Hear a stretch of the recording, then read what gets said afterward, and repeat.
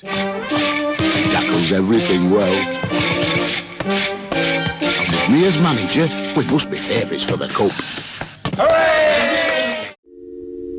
Are you sitting comfortably? Then we'll begin.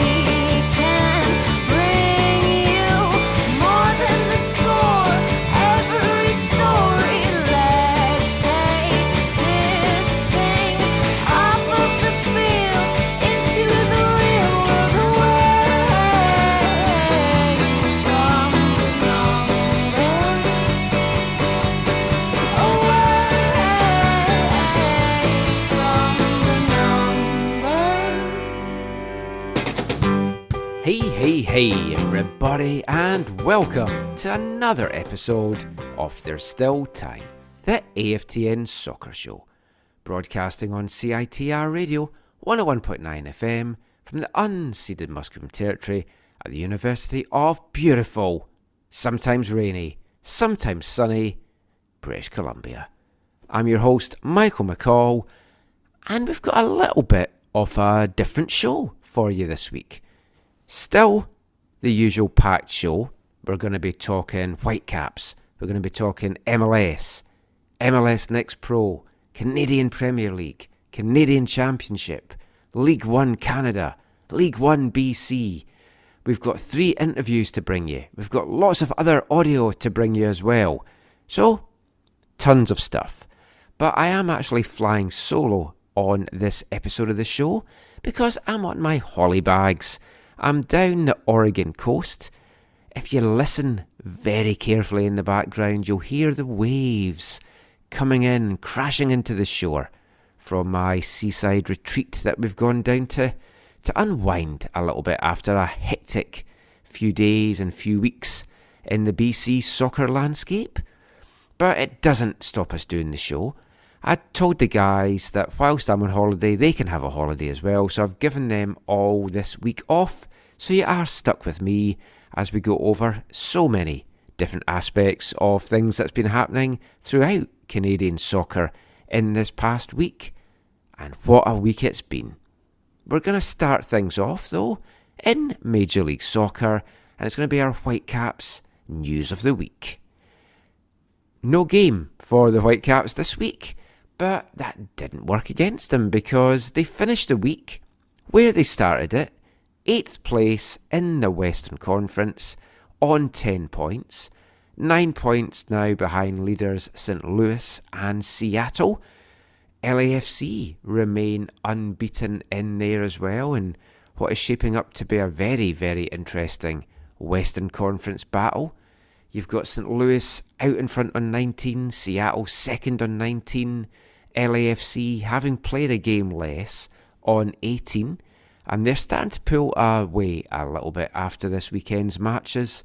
Not going to dwell and delve into this weekend's matches too much, but just to recap for anyone that hasn't really been paying too much attention for what the results were in the West. Cincinnati beat Portland 2-1. New York City beat Dallas 3-1. Sporting Kansas City still can't catch a break, still can't catch a win. 2-1 defeat they went down to on the road to New England. Johnny Russell got on the score sheet for them, but they finished the game with 10 men as well. Things just continuing to be a really tough go of it for Sporting Kansas City, firmly rooted now at the bottom of the Western Conference. Nashville won, LAFC won, so LAFC did drop a couple of points this weekend, but still kept their unbeaten record intact. Houston, big 1-0 win over Inter Miami. The pressure mounting on Phil Neville. We talked about the managers that were maybe under pressure A couple of shows ago, Peter Vermees at Sporting Kansas City, Phil Neville at Inter Miami, certainly two of those. Real Salt Lake came away with a big 3-1 win over San Jose. It was one apiece between Colorado and St. Louis, whereas Seattle came away with a 1-0 win over Minnesota at a home game that they had as well.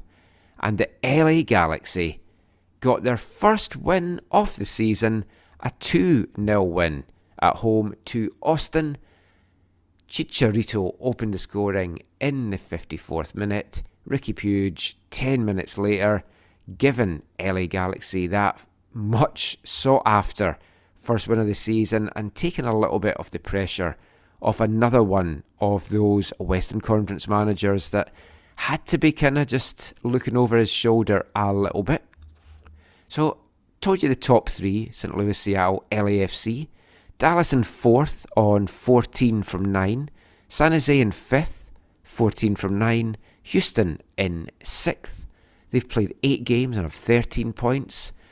Minnesota 7th, 11 from 8. Vancouver 10 from 8 and 8th. And Real Salt Lake in that 9th and final playoff spot just now. 9 points from their 8 games. Just on the outside looking in. Portland in 10th on 8. Austin in 11th on 8. Colorado in 12th on 8. Galaxy still down the bottom, but with that first win, 6 points from their 8 games. And poor old Sporting Kansas City, they do have 3 points. That's from 3 draws. No wins, 6 defeats, minus 10 goal difference. The only way is up for Sporting KC, it has to be said. Whitecaps are in action in MLS duty at BC Place, 7:30 next Saturday. Colorado Rapids come to town. You've got to be thinking the Whitecaps fancy boosting their good home form of late and extending that 6-game unbeaten streak. Can they get it to 7? Can they get almost to that all-time record for clean sheets and shutouts as well? We'll find out in a few days' time. So, whilst the MLS team weren't in action, 4 of the MLS squad did turn out at Swangard Stadium on Sunday for WFC2. Isaac Boehmer got the start in goal. JC Gando also got his first run out, well actually second run out for WFC2. Karifa Yao started that game, as did Diber Caicedo, still trying to get up to full match fitness. And a very good outing, not just for Caicedo, but also for the rest of his WFC2 teammates. A very impressive 5-2 win over Minnesota United 2. Minnesota actually took the lead in this one in the 16th minute through Patrick Weah, but Levonte Johnson tied things up in the 24th, running at the back post to finish a cross in from JC Gando. I'm saying cross, I still think he might have been trying to curl it into the far corner. Ended up though as a perfect cross, and it was put away by Levonte Johnston. Lukas Dazovic gave the Whitecaps the lead in the 38th minute, but then right on the stroke of half-time, 2 minutes into first half stoppage time, Diogo Pacheco tied things up for Minnesota. Free kick took an unfortunate deflection off the wall and took the ball past Isaac Boehmer. So 2-2 at the half, but Whitecaps came out in the second half, turned it up in the horrible wet conditions at Swangard. Diber Caicedo gave the Whitecaps the lead in the 51st minute from the spot, and there was no looking back for them after that. Levonte Johnson got his second in the 70th minute, and then Jay Herdman with the goal of the game took a touch, couple of touches inside, fired in a 20-yarder low into the bottom of the net. Whitecaps 2-goal nap, 5-2 win, taking them from 6th in the standings at the start of the night to 3rd in the standings at the end of it, and things looking very, very good for WFC2. And if you get a chance to get out and watch this team play, please do. They are playing such an exciting and entertaining attacking brand of football right now. They're an absolute joy to watch. So much talent in this WFC2 team. Really hope to see them get rewarded, get some more of these call-ups. And we were having a chat on Twitter actually about that today, Oz Sweeney, Greg Petrie and myself, and we want to see these guys rewarded, but there's no point just calling them up and just having them sitting on the bench for experience. If you're calling them up, I want to see these guys get a couple of minutes, even if it's just a few token minutes at the end of the game, just to see what they can do at that next level, and a perfect reward for all the hard work and everything that they're putting into this WFC2 team this season. They're away from home this weekend, but they'll soon be back at BC Place. Not BC Place, that's Swangard. May 7th is the next home game for them. If you're able to, get out and show them your support. So as I mentioned, a lot of exciting talent on that WFC2 team. And we've brought you a few interviews with some of the guys already this season. Gloria Amanda, Antoine Coupland, we've spoke to a lot of the guys last year as well. So I'm going to bring you another interview for that just now. Now, I did this 2 Whitecaps 2 games ago, their first and only loss of the season to LA Galaxy, and another barn burner of a game. That was a 4-3 loss, and they really should have come away with something from that one. Just a defensive slip up in the dying minutes cost them dear there. But I got a chance after that game to chat with midfielder Malcolm Johnston. The 22-year-old and brother of Alistair Johnston has Vancouver roots, was born here. His dad played out here as well, but spent most of his life over in Ontario. Had his youth career with Vaughan Azzurri. Went to NCAA with Maryland Terrapins, where he scored 14 goals in 61 appearances, and was also the captain of the team from his second year onwards as well. Really solid college career from Malcolm. He finished his last college season as top scorer for the team, 6 goals, 8 assists, and that play was rewarded by a first round draft pick by New York City FC, the 26th overall pick in this year's MLS Super Draft. And when we were looking at the guys that the Whitecaps might have taken in the draft, you always look for the Canadian players, and Malcolm Johnston was one of those guys that was on many people's lists as a guy that the Whitecaps could get. Instead, though, went to New York City FC. Things didn't work out there, though, and he became available again. Whitecaps swooped in, and he's now signed a contract with WFC2 and playing some great stuff as well, and definitely a player to keep an eye on. So as I say, I got a chance to catch up with him after one of the recent games. Here's my chat with WFC2 midfielder Malcolm Johnston.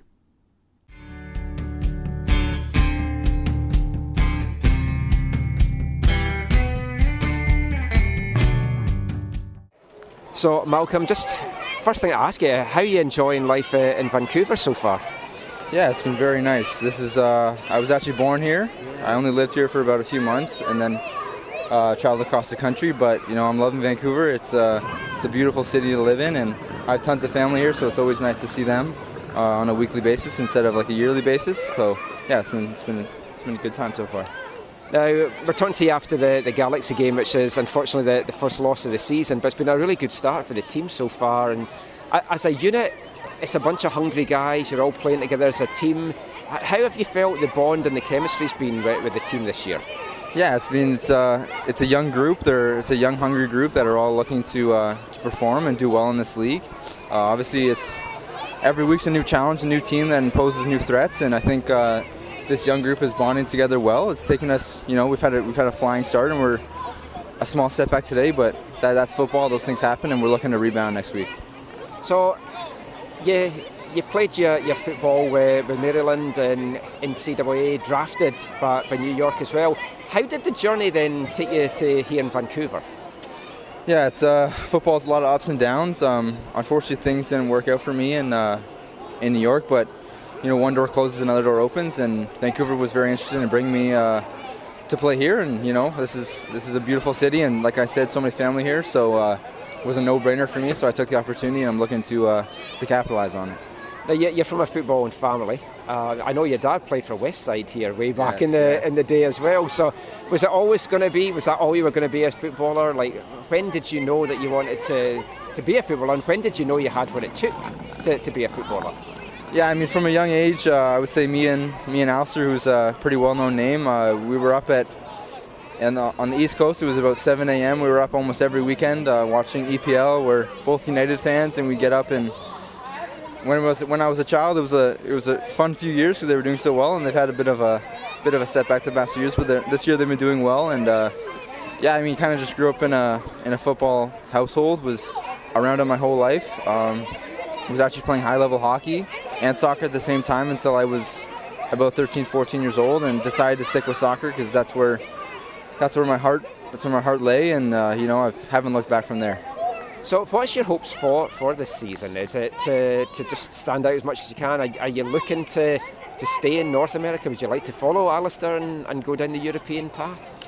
Those are future goals, but right now I'm just focused on this year with this team. We're looking to obviously play well as a team week in, week out, get the results, and with that will come individual performances that will allow you to take the next step. But right now I'm just focusing on this team and every week trying to get 3 points. And just very last thing. So when you're watching Alistair and you see his journey, because just a few years ago he was playing in League 1, and now you see where he is, and at least you get to talk to a Scottish journalist as well. So, yeah. But I mean, when you see what he's done, how quickly that's come, you must just kind of pinch yourself about what's happened with him and think what could happen for you.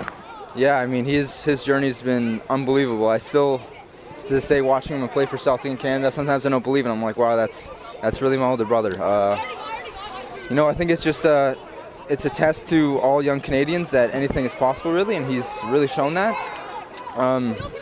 His whole childhood, he was kind of overlooked as a footballer and kind of grew into his body a bit late, but he's probably the hardest worker I know, and I think that hard work is showing, and I'm looking to hopefully follow his footsteps at some point.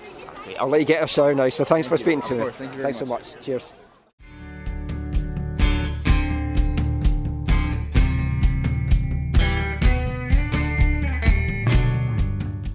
Malcolm Johnston there, as I mentioned, looking really good so far for WFC2. Definitely a player you want to keep your eye on.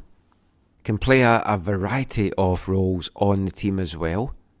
And as I mentioned there, Tim, it's not just his brother that gets to speak to Scottish journalists. Malcolm gets the pleasure of doing that as well. Now, with those first team call-ups into that WFC2 game, Malcolm featured off the bench in that big win on Sunday.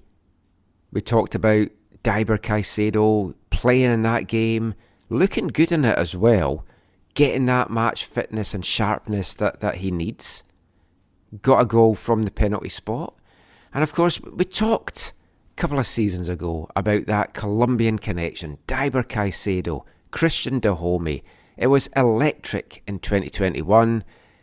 Sadly though, Diber got his injury last year, derailed what we hoped to see from him, and he's still trying to get back into the team. Fingers crossed he can get back to the level that he was when we saw him fully flying in 2021.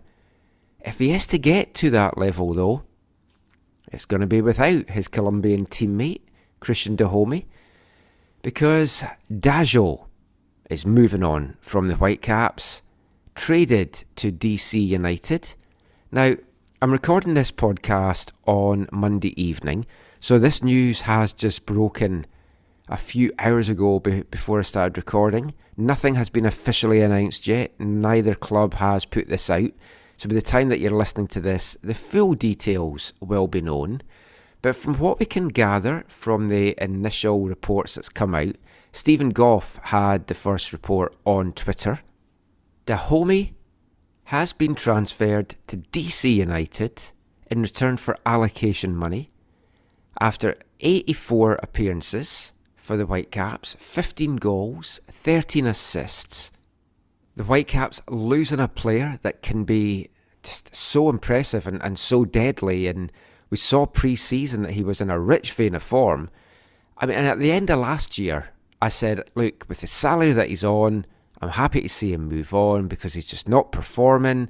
The whole trying to convert him into a wing-back, which was an absolute disaster, seemed to dent his confidence a little bit, but he seemed to have that confidence, that swagger back in pre-season, was banging the goals in. But so far, as the competitive season has got underway. We haven't seen that transfer into that season. So I'm not too sad to see him move on, I've got to say. I know he's a talent, but it just wasn't producing it for the Whitecaps. I'm very surprised, though, by what seems to be coming out from the deal. So it looks like the Whitecaps are going to get $550,000 in general allocation money. Initially, they're going to get $350,000 up front. And then, if Dajo hits the performance targets and everything that is required, there'll be a further $200,000 received in 2025. Now, it also seems to be from the initial reports that the Whitecaps will be paying the bulk of Dahome's salary for this year as well, which makes this seem a very strange deal. And I mean, there's so many questions that you've got kind of swirling around. Did he want to leave? That's the first one that you think about, and the club let him go. Not according to a tweet that Har sent out, our good friend Harjeet Jahal, who said that she spoke to Dajo and he was just back from holiday, looking forward to the Colorado game and just looking forward to being with the Whitecaps. So this is a real strange move. So unless the Whitecaps have something up their sleeve of someone that they're looking to be bringing in, someone that they want this allocation money for, it makes no sense, and it just feels there's more to it than is initially coming out. So won't speculate too much just now. We'll do a little bit of digging over the course of the week. We'll see what the official announcements are, and then we'll talk a little bit more about it on the next show when we've got the guys back on and just see what they make of it. But for now, Dahomey moving on to DC United. We wish him all the very best. So that's pretty much it for our Whitecaps news of the week. The other thing the Whitecaps learned this week was who their opponents were going to be in the Canadian Championship to kick things off of their defence of the title. Turns out it's York United. We were deprived of the Vancouver FC, Vancouver Whitecaps' first ever derby by a very controversial refereeing decision on Wednesday night in that York United Vancouver FC first round matchup. Mo Babuli scored the only goal of the game in the 6th minute from the spot in one of the worst penalty decisions you're ever going to see. For anyone that doesn't know, there's no VAR in the CPL, there's no VAR thus in the Canadian Championship when the CPL teams are hosting and stuff. And referee Michael Venn had an absolute mare in that Vancouver FC's first ever Canadian Championship game. Robbed from that. They also, I think, should have got a penalty themselves in the closing minutes of the game that would have sent the game to spot kicks as well. But York ended up going through 1-0. They will now host the Whitecaps in the quarterfinals in a game that will take place on May 10th. What an eventful week it was of Canadian Championship action. The action got underway on Tuesday night. 2 games, 2 League 1 teams taking part in them. PLSQ, League 1 Quebec as they are now rebranded, champions Laval, fell 3-0 to Forge. 2 goals for Noah Jensen and a penalty from Mubens Passius did the damage there for the CPL champions. Same time that game was getting played, Montreal were beating League 1 champs Vaughan 2-0 and made to work very hard as well to get that victory. 2 goals in a 5-minute spell from Sean Rea and Sanusi Ibrahim in the 31st and 36th minutes saw the MLS side advance. When they went 2 up, you thought they were going to just kind of turn it on and then just be out of sight, but they didn't. Vaughan had their chances. Vaughan should have taken the lead in this game as well, and you can't help but wonder what could have been if they had taken that chance, and they did have a few chances in it, but they put a good show of themselves. But neither of the League 1 sides able to advance, at least on Tuesday. Another game on Wednesday just before the York-Vancouver FC game, another game at York Lions Stadium that hosted a double-header, as neither Halifax nor Ottawa were able or wanted to host the first round matchup. So, drawn together, the match had to get played at a neutral venue, which turned out to be York Stadium. And in a rematch of the CPL game from the weekend before, it was Halifax and Ottawa. This time, though, Ottawa came away with a 3-1 victory. Halifax Wanderers actually took the lead in this one through Massimo Ferrin in the 19th minute. Ottawa, though, came back with 2 goals before half-time. Malcolm Shaw in the 40th minute, Diego Aspeo in the 44th. And then with 5 minutes of the game remaining, as the Wanderers pushed for the equaliser, Maxime Tissot got a third for Ottawa, and that moved them through to the quarterfinals. They'll be facing Forge in that quarterfinal matchup. Montreal will be facing TFC in that side of the bracket as well, in the all MLS battle, in the, if you want to call it, the eastern side of the bracket in the Canadian Championship. So that was your appetizers before the main course. And yes, the main course was TSS Rovers against Valour at Swangard, Wednesday evening under the lights in Burnaby. What an occasion. What a match. What a performance. What a win for TSS Rovers, becoming the first ever League 1 side to knock out a professional team in the competition. Valour, the unfortunate team to get knocked out, continuing the kind of history making of the wrong sort by the Santos brothers in this competition. Mark and Phil in charge of the Whitecaps, of course, when they became the first MLS side to lose to a CPL side in the competition, when Pacific knocked them out in 2021, costing the DeSantis brothers their job in the process. Now, Phil DeSantis becomes the first CPL coach to lose to a League 1 team, or I should say get knocked out to a League 1 team, because Vaughan did previously win a game in the Canadian Championship against Halifax. That was when it was two-legged affair, so it was all a little bit different back then. But this is the first time a CPL side has been knocked out by a League 1 side, and you've got to say, TSS Rovers on the night absolutely deserved it. Knocked it out of the park and smashed this game against Valour. It was a great performance from every single TSS Rovers player to a man.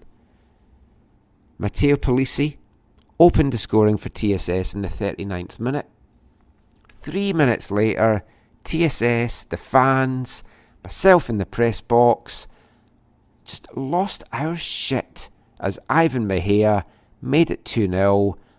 2 really well taken goals by both players.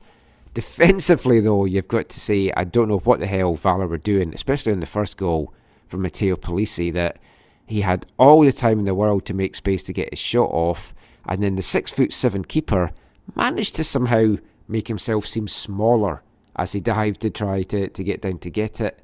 TSS did not care a jot, took a 2-0 lead into the second half, and they extended that in the 62nd minute. Polisi got his second goal of the game. Brilliant celebrations. I'm sure you've seen all the photos.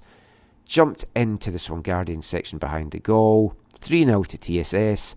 They even had the luxury of missing a penalty a few minutes later. Polisi had a chance for a hat-trick, but saw his spot kick saved.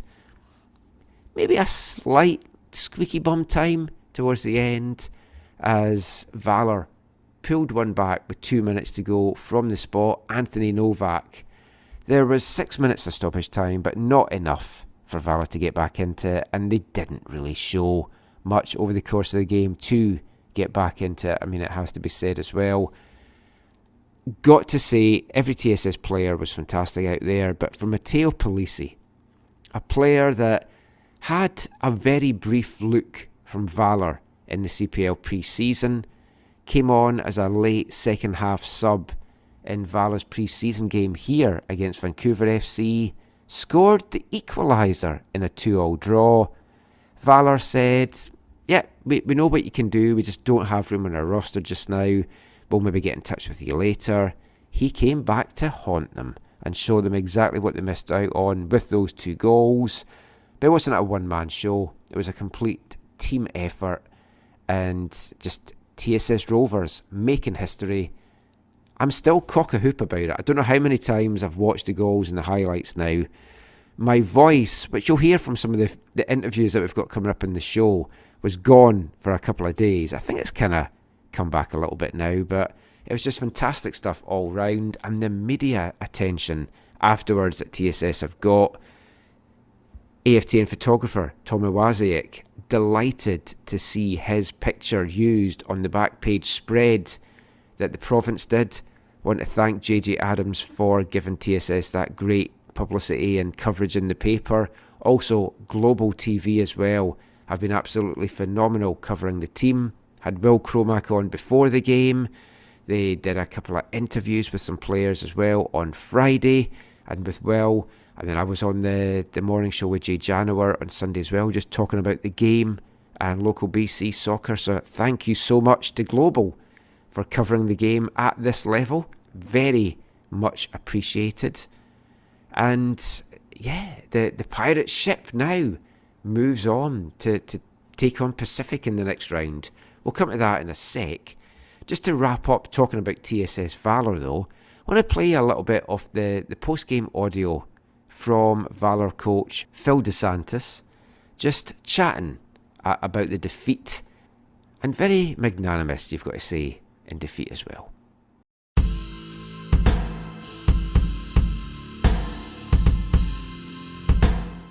Look, I think they came at us the way we expected them. High energy, very direct, played on what we gave them. I think that we made too many mistakes dealing with the first ball, and then, allowing balls to bounce and not having players close enough to deal with the second ball. And when you concede the first goal, then the team unsettles, and we couldn't find our rhythm. We couldn't find our game. So it's hard. It's hard to pinpoint what happened out there. I'm gonna have to rewatch the game, but I just felt we didn't do enough today. It wasn't good enough. What do you felt your team maybe lacked in the final third that was there against York, but maybe wasn't here enough tonight against Rovers? Yeah, I think we didn't play fast enough. I think that we even our touches, everything seemed like we were overworking things. It was slow, not enough rupture. I felt that we could have been. I look at the first half, yes, ball, but not enough effectiveness, and we didn't do much out of that possession. I think we had one shot on goal in the first half. So again, it's good to have the ball, but it's what you do with it that's going to be the most important. Uncharacteristic. I don't like to talk about the past, but you come from a game where you found that rupture, you created, and just for very different game. The spaces that were given to us, and today was very different, but we just couldn't find the spaces. We couldn't create rupture. We couldn't even would isolate certain players out wide in 1v1 situation. We looked heavy at moments. So that's the way I see it. Very in the heat of the moment.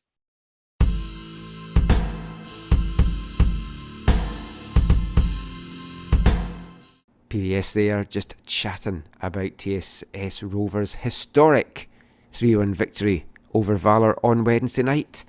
Now, as I mentioned, the pirate ship is heading over to Vancouver Island. They will be facing Pacific FC in the next round, a BC derby, and Pacific got through on penalties after a 1-1 draw with Cavalry FC. Meyer Bevan opened the scoring for Cavalry in the 28th minute before Easton Ongaro got his first goal of the season for Pacific FC in the 39th. No further goals. The game went to penalties and Pacific went through 5-3 in the end. Dan Klomp, the unfortunate cavalryman, to see his penalty denied. Just over 2,000 fans at Starlight Stadium for that one, and fingers crossed we can get a good turnout for the next round, the quarter-final, when TSS come a-calling. Watch on the social media this week as we'll have ticket announcements and details of maybe packages, but certainly tickets, and we're trying to get some hotel deals sorted out for the TSS Rovers fans that want to make the trip to the island. The game is on Wednesday, May 10th.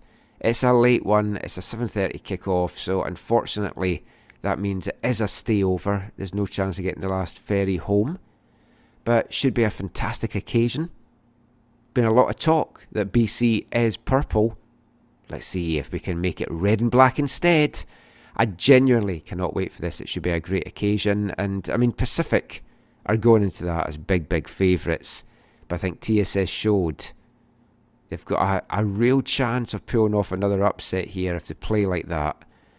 The thing is, of course, now they're no longer surprise packages, but there's still not a lot for James Merriman and his team to kind of scout. So I got a chance to chat to James after that win over Cavalry on Thursday night, just to look ahead to that TSS game.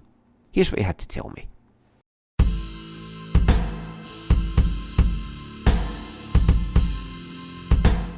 Hey James, congratulations on the win tonight. Thank you. Just want to ask about the next round and the match against TSS. Speaking to a couple of the Valour guys last night, they kind of commented that it was difficult to prepare for that game because there wasn't a lot of game tape on TSS. You've obviously got some from the match last night, but do you find that a tricky situation, or is it just a case of preparing your team for everything and then not really worrying about the opposition? I think we'll take what we can from the match that they played Valour, but I think the biggest thing that I saw was the spirit in the group and the work rate and how they work collective together, trying to prove something, trying to show, and individually trying to show. So we need to be prepared for that and respect that, which we will. But at the same time, we know this is a very difficult place to come. We'll feel very good and strong, and we'll make sure we're prepared and we go with everything into that match. Absolutely. We want to continue to go in the competition. It's important for us this season. And Matteo Polisi, obviously, was with you for 2 years. He had a little trial with Valour and it didn't quite work out pre-season, came back to haunt them. You obviously know what he's like as a player. What kind of threat can Matteo be for a team? You're going to be on the other end of that now. Yeah, I mean, he took his chances really well. He finds good spaces in the box. We know that about Matteo. But honestly, we'll be very, very much focused on ourselves and wanting to really put pressure on them, and we want to control and dictate that match. So we'll be mindful of Matteo. Absolutely, we know him very, very well. But we also have many players that we can really, really use going at them, going forward towards them. So we'll focus on ourselves.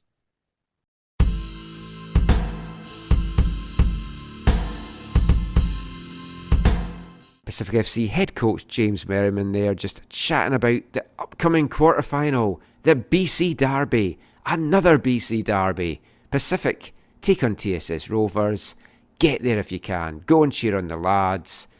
If you're on the island and you just want to take in a great game of football, let's try and pack the stands in this and get a good crowd out for what should hopefully be a fantastic occasion. So that is our Canadian Championship roundup. It's not it, though, for our TSS chat, as I sit down with a very happy, very hungover, and very excited TSS Rovers head coach Will Cromack, and we will be back with that after this. Hi, I'm Matteo Puzzi, and you're listening to the AFTN show.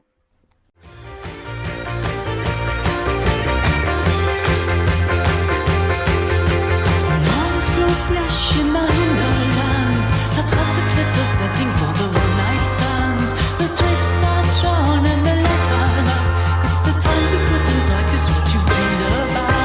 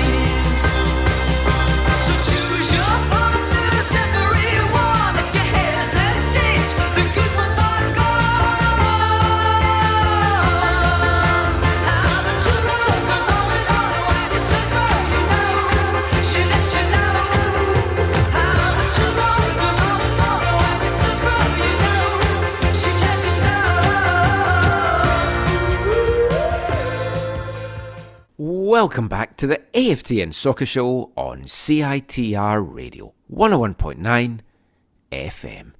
And kicking off this part, it's another song from our Artist of the Month here at AFTN for the month of April. One of the final two songs we're going to bring you from them. That is American band Sparks, the brothers Ron and Russell Mael, and that is their fourth single, taken from their third album, Kimono My House, released in 1974, and that was Amateur Hour. And I thought that was a very apt song to bring you, since we've been talking about TSS Rovers in the first part. We're going to talk a little bit more about them in this part, and a lot has been made. TSS Rovers, the first semi-pro club to knock out a professional team in the Canadian Championship. I mean, that is all factually accurate, but you can actually take it a little bit stage further though, because TSS don't actually pay any of their players. They are an amateur club. So I guess it was Amateur Hour, or even an amateur 90 minutes on Wednesday night against Valour, and the amateurs came to the fore and got the job done. The man, of course, that led the way, standing on the touchline in his white jacket, Will Cromack. And for those of you that don't know, Will led TSS Rovers to that League 1 BC Championship last August. At the end of that month, him and his family moved east, relocated. They're now living in Ontario. Will is involved with FC London out there, but he wanted to finish the job that he started by seeing this TSS Rovers side all the way through to their first ever Canadian Championship campaign. So he came back for that first game against Valour, committed to come back for all the matches that they might play in this year's tournament. Hopefully there's another 3 to come. But a fantastic occasion for Will on Wednesday night. Being involved with TSS Rovers for a very, very long time. I've known Will since they started doing things even before their USL days in 2017. You can imagine how cock-a-hoop he was after that win on Wednesday. Didn't want to speak to him after the game, wanted him to kind of digest it a little bit. Gave him the Thursday off because I knew he was going to be a little bit hungover. So I sat down with Will on Friday morning just to chat about that win over Valour. What's next for TSS Rovers? And what's next for Will Cromack? So go stick the kettle on, grab your biscuit of choice, sit back and enjoy the first of our 2 feature interviews in this episode. I guess you could even say 3 if you count the Malcolm Johnston one in the first part. Here's Will Cromack.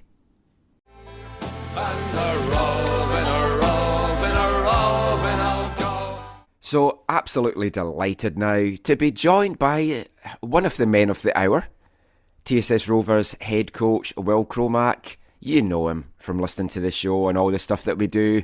Will, has it sunk in yet? We're recording this on Friday. Has it sunk in yet? Yeah, yesterday was sore heads all around. Might have celebrated harder than expected. I mean, I think I just told you off air, I had over 800 messages. I haven't even got to social media yet. It's been a phenomenal response. And I mean, we're in the quarterfinals of the Canadian Championship. Like, it's incredible. I'm not sure if it's sunk in, but it's still incredible. Yeah, I mean, both our voices are still away to shit, as people listening to this can clearly hear. Yeah. I mean, the way that the game played out, it was kind of nice for me, because obviously I'm usually commentating on the game, so I've kind of got to be impartial, and I can't lose it too much. Although Terry Dunfield, that didn't stop him enjoying the moment on the on the One Soccer stream, which was fantastic to listen back to. It was nice to take it in and soak it in and enjoy it for me. Could you enjoy any of it during that 90 odd minutes? No, not 1 minute. Didn't I enjoy it? Obviously, like every game, you enjoy it when a goal goes in. Those are the bursts of moments. But I think I remember watching Mourinho in a Champions League game after he scored, running down and grabbing John Terry by the hair and telling him what he wanted to do next tactically.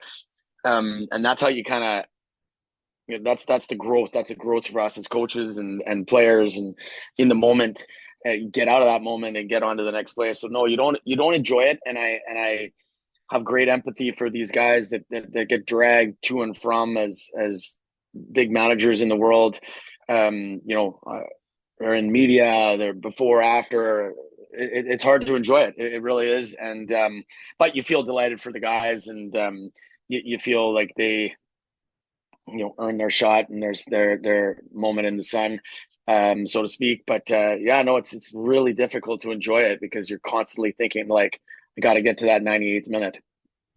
Yeah, and like I was heading down to pitch to sort out all the post game stuff just as the penalty got awarded, and I was like, I looked at the clock and I was like, shit, because I've seen cup comebacks, and it's like it just takes a goal to all suddenly like start questioning things in the players' minds of, oh, are we going to hold on? What's going to happen? When it went to 3-1, it's like, what was your message to the team at that point? Well, at that point we kind of dug in, and it was a little bit against the run of what were our, where the chances were coming. It was quite even at that point, the match. We were starting to see out minute by minute. We certainly were starting to talk about, should we put some bigger bodies on? We knew the balls were going to start getting launched in, and that's not by style of play. That's by, game moments, if you will. Sometimes a cup game and you're trying to catch up, you're going to throw the ball in the box more, see if you can create some chaos. You got some big bodies in there. I mean, Chandler is an absolute mountain of a human, right? Yeah. Like, some of these guys are just huge, right? So, but I watched Danilo out there, managing it. I watched, CMAC and Polisi, and I was looking at them to see if there was any kind of panic, because they would be the cultural feeling of the rest of the team, and they just looked like after that game, it was just like, no, let's go, we got this. Like, just dig back in. We still got a 2-goal lead. Never once did I think that they didn't have it in that moment. Otherwise, I would have started making changes just to freshen up. But yeah, no, I felt like they had it. Was I worried? 100%. Like, and we started talking about things we might need to do. But 8 minutes became 7 minutes, became 6, became 5. Yelling at the ref to see if we can get a 2 minutes extra time, not 5 or 6 as it was added. But I felt like I made me feel moderately more calm, because I just felt like he in that moment was leading the back four, and that felt good for what we needed to have happen. Yeah, I wanted to talk to you about the defence, because obviously so much has been made of the goals and Matteo and just the attacking play.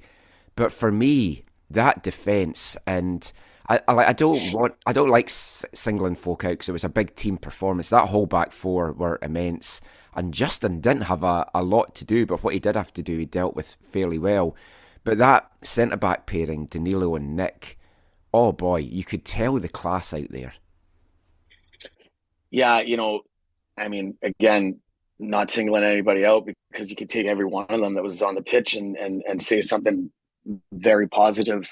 Obviously, results shine some of those moments up as well, right? But we told the guys, we told the coaching staff, like, the sun has to shine, the event has to be running well, the operations have to be perfect, the game plan has to work, the day has to be perfect, and each one of them that go on the pitch over the white line have to show up with the best game they may have had in their lives for this to go the right way.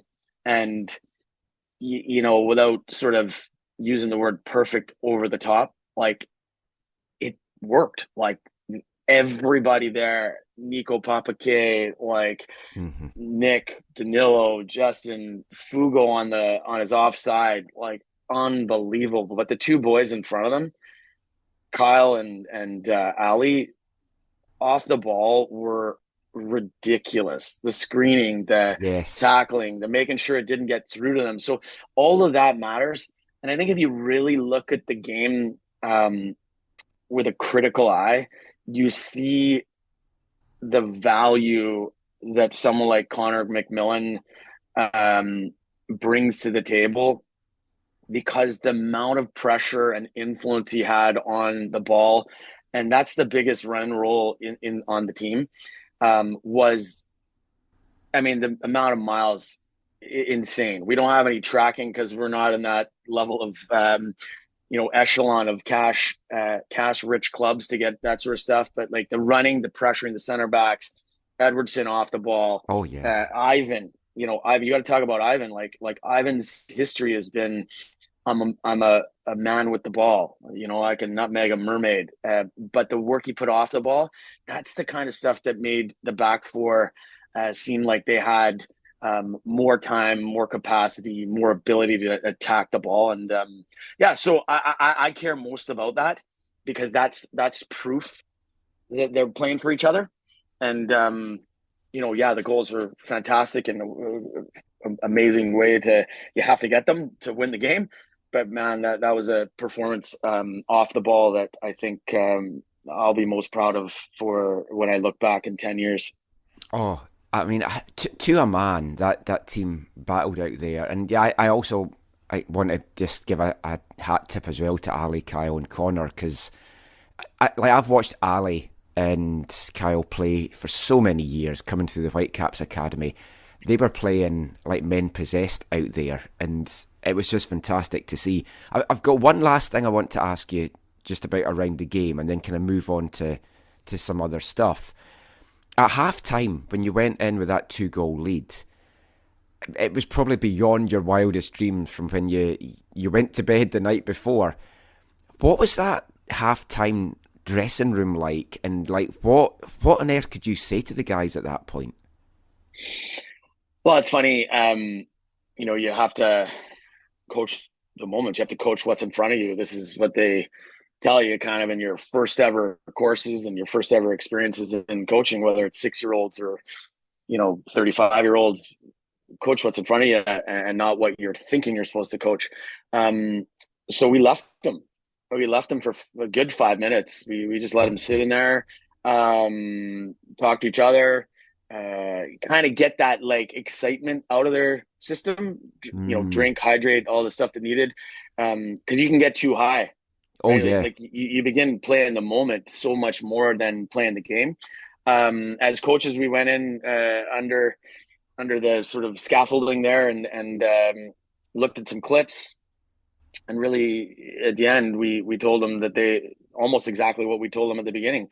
Like, nothing needs to change on our end. What's going to change, though, is them and what they might end up doing. They might end up getting more guys on, which, they made 3 subs. They might get more aggressive. They might get more frustrated. So dig in, back each other up, and just essentially go, if it's 5 minutes or 19 minutes, give everything you got, and we'll make changes as we see fit. But do what you were doing and be very, don't change anything at this point, because there's no reason to. And so it was quite a calm message. And I think the boys got that excitement out of themselves and said, okay, this is a CPL team. We're not, they can come back. So let's go out and just keep doing. I did emphasize that I didn't think we should, North American lexicon is to play prevent defense. And I said, personally, like, guys, just keep attacking, because that's a form of defense that I think will suit you better as the size you are. The Kyles and the Alleys of the world that you just mentioned. If you keep attacking, you won't have to, essentially run as much, if you will. And they did. That's what they're kind of built like, is attack a bit. And so, that was our message at halftime, and it seemed to galvanize the guys one more, and they went again. Yeah, they certainly did. Now, moving on from the game, and we'll talk about Pacific in a sec, but my cursory quick look at the starting lineup, I think Ivan was probably the youngest guy for us at 22. Now, 21. all right, okay. So you look at that, and the bulk of the team then is like a bit older. And you look at these guys, and we've talked about it a lot before. You talked about it in the press conference after. A lot of these guys have been overlooked by CPL teams, and I won't specifically single out Vancouver FC, but anyone that's listened to the show know my feelings on the lack of local talent on that team. You don't have to comment on that. You have to keep your nice. You have to keep everything nice. But just in general, guys seem to be getting told when they hit 23, oh no, sorry, we don't want to have a look at you because you're too old for us. But those guys showed why it's important to have those older players in the team, I feel. Yep. Listen, like in the rules, sort of, we would say we're always trying to emulate a pro team, everything we operate in, from engaging people like yourself, Mike, to help us on the media side, to coaching staff, to operations staff, to playing staff. So, having a few quote unquote veterans that are those coaches on the field, Eric Edwardson, CMAC, they might have chips on their shoulder about not being selected, but they are quite clear. They're doing their part, and it's just hard, right? Like there's 8 teams, 11 if you count the MLS teams. It's just difficult to be picked, but put yourself in the shop window and do everything you can. I know there's USL teams, there's teams all around the world. There's possibilities. COVID didn't help some of these guys. We talk to some of them and we say, listen, I mean, one of my first ever experiences I went to World Cup in 1990, and a little lad named Salvatore Scalacci won the Golden Boot. Didn't get picked till he was 28, 29. Was a tradesman, still, doing his Italian League1 thing. Got picked, went up the rungs, ended up on the World Cup team for no small country in the sense of World Cup achievements, and won that Golden Boot. There's loads of guys out there, Vardy, Ian Wright, that are littered with just keep plugging away, just be you. Show up. And for me, I say to the guys, like, listen, if someone just taps you on the shoulder and says, play the rest of the year out for us, you earn a contract if you want or not, but you can still say you did it and then come back to your day jobs and your rest of your life. And so just keep thinking that someone might pick you, because, there's a bunch of guys that were on that pitch that can easily be in a 26-man squad of a CPL team, even if they're the 26th, and they can earn themselves into some minutes in the 11. And I don't think that they would take the quality or the level down. So for me, our job is to just say, here's the opportunity in front of you. You go take it. And I mean, we all watched, like they did. And I think that they proved there's the possibility still exists for them to go out and be tapped on the shoulder. What I also would say is, there's no shortage of people that might come and buy tickets if they have one of their own in the squad. It's like, I think the way to get people excited, and you look around CPL, and they've made a big deal about the opening weekend, the crowds were up. But you look around last season and stuff, and the crowds did dwindle. You look at the Pacific Cavalry game in the Canadian Championship last night, and that was a really poor crowd out for there. So, like, when you have local guys and stuff, I think it adds a little bit more interest. Talking of crowds, that crowd at Swangard, I mean, I think officially it's over 1,600 tickets sold, but then with all the freebies and stuff and groups that were coming on top of that, there was over 2,000 there, I feel. I mean, to have captured. But I know that we gave away, I think, almost 400 tickets to youth groups, so it was most definitely over 2,000. I would think it's pushing 2,500, and I mean, again, because of the layer we the moms that we love so dearly are running around trying to sell the tickets and take the tickets. So it was probably the most difficult area than maybe being in the center midfield of the game itself. So, we appreciate them so much, but I think we're pushing 2,500 in that stadium, and it made it look good. Oh, I mean, the sound, like there was TSS chants, there was Rovers chants. But, I mean, I would imagine, well, I was going to say, I imagine you looked up. Well, you did, because you were encouraging the crowd at one point towards the end.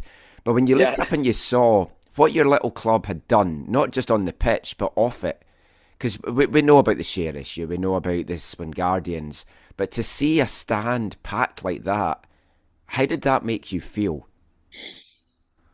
Well, I mean, I think we as owners and operators walked into that game, hopeful that there'd be some walk-ups, because we were a little disappointed.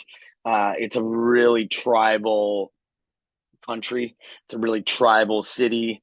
If you play for that club, you don't go support what about, we're not going to support those guys. But I think what ended up happening is,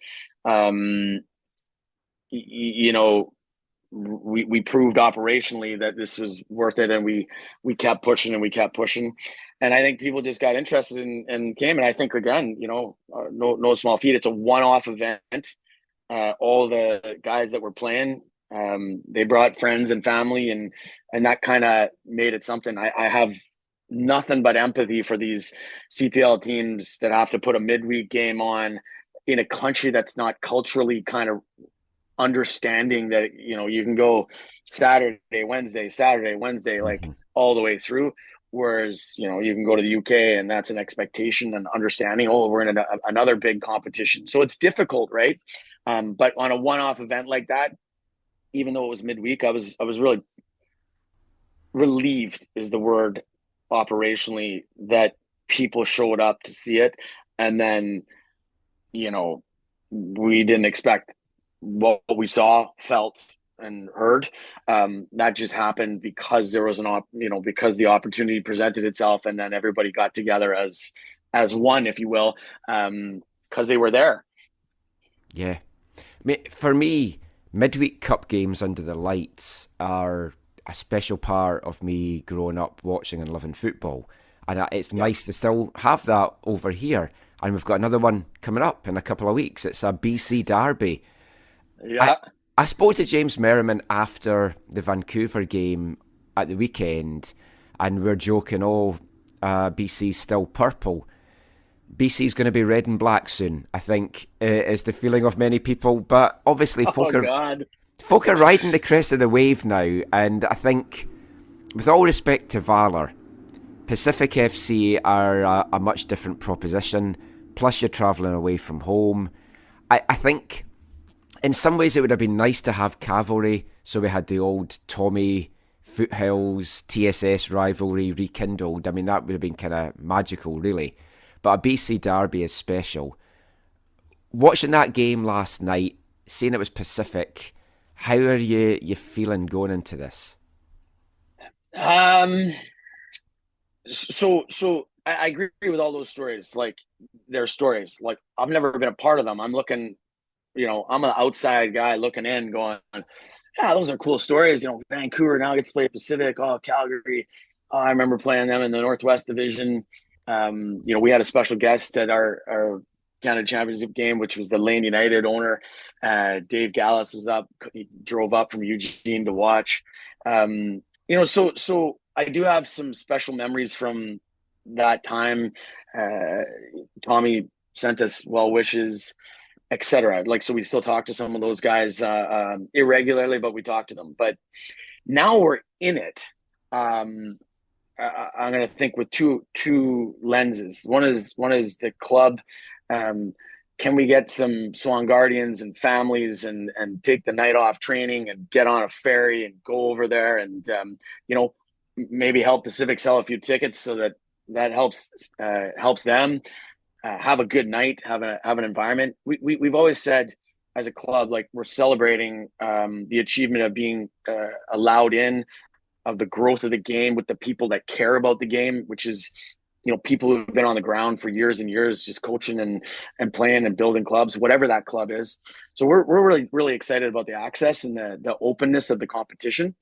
And then as a coach, it's an absolute nightmare. There's no team of those two teams that I want to choose. I want them both to lose.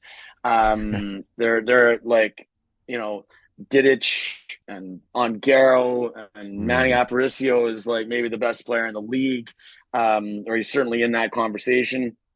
You're talking about quality on both ends, with and without the ball.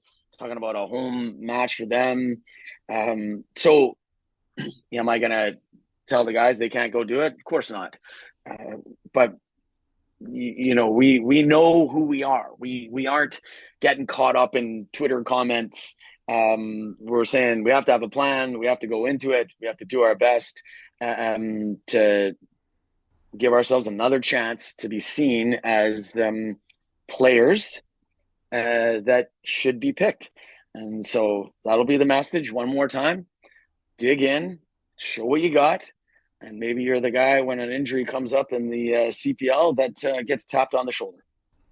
Yeah. I've two last things to ask you. We've talked about players possibly moving on, and it's like, who knows if this team that was on the pitch for this first game is going to be even with the squad for this second game. You hope some of them, selfishly, I want to keep everyone till our run's finished. But we obviously want them all to move on and do well, and if they can get clubs and move on, so be it. But for you, there's been a lot of attention on you. You play things down. A lot of people in the online Canadian soccer community, they see you as like a character, someone with personality. And I've known you for years, and this is just you. You're like this on, off the pitch, in front of the camera, not on the camera. You are who you are. But obviously, you've done your licenses. You're ambitious. You're a coach. For people that may not know, you've moved to Ontario for your day job, for a new project working with youth out there. But there's been a lot of scuttlebutt about you, about, maybe he could be the next York manager if Nashi moves on, or all this stuff. What's your ambitions? Would you like to be a CPL manager? That's maybe a stupid question. Let me rephrase that. What obviously you would love to be, but like, what is your ambitions going forward? Are you looking that this is a chance to put yourself in the shop window too?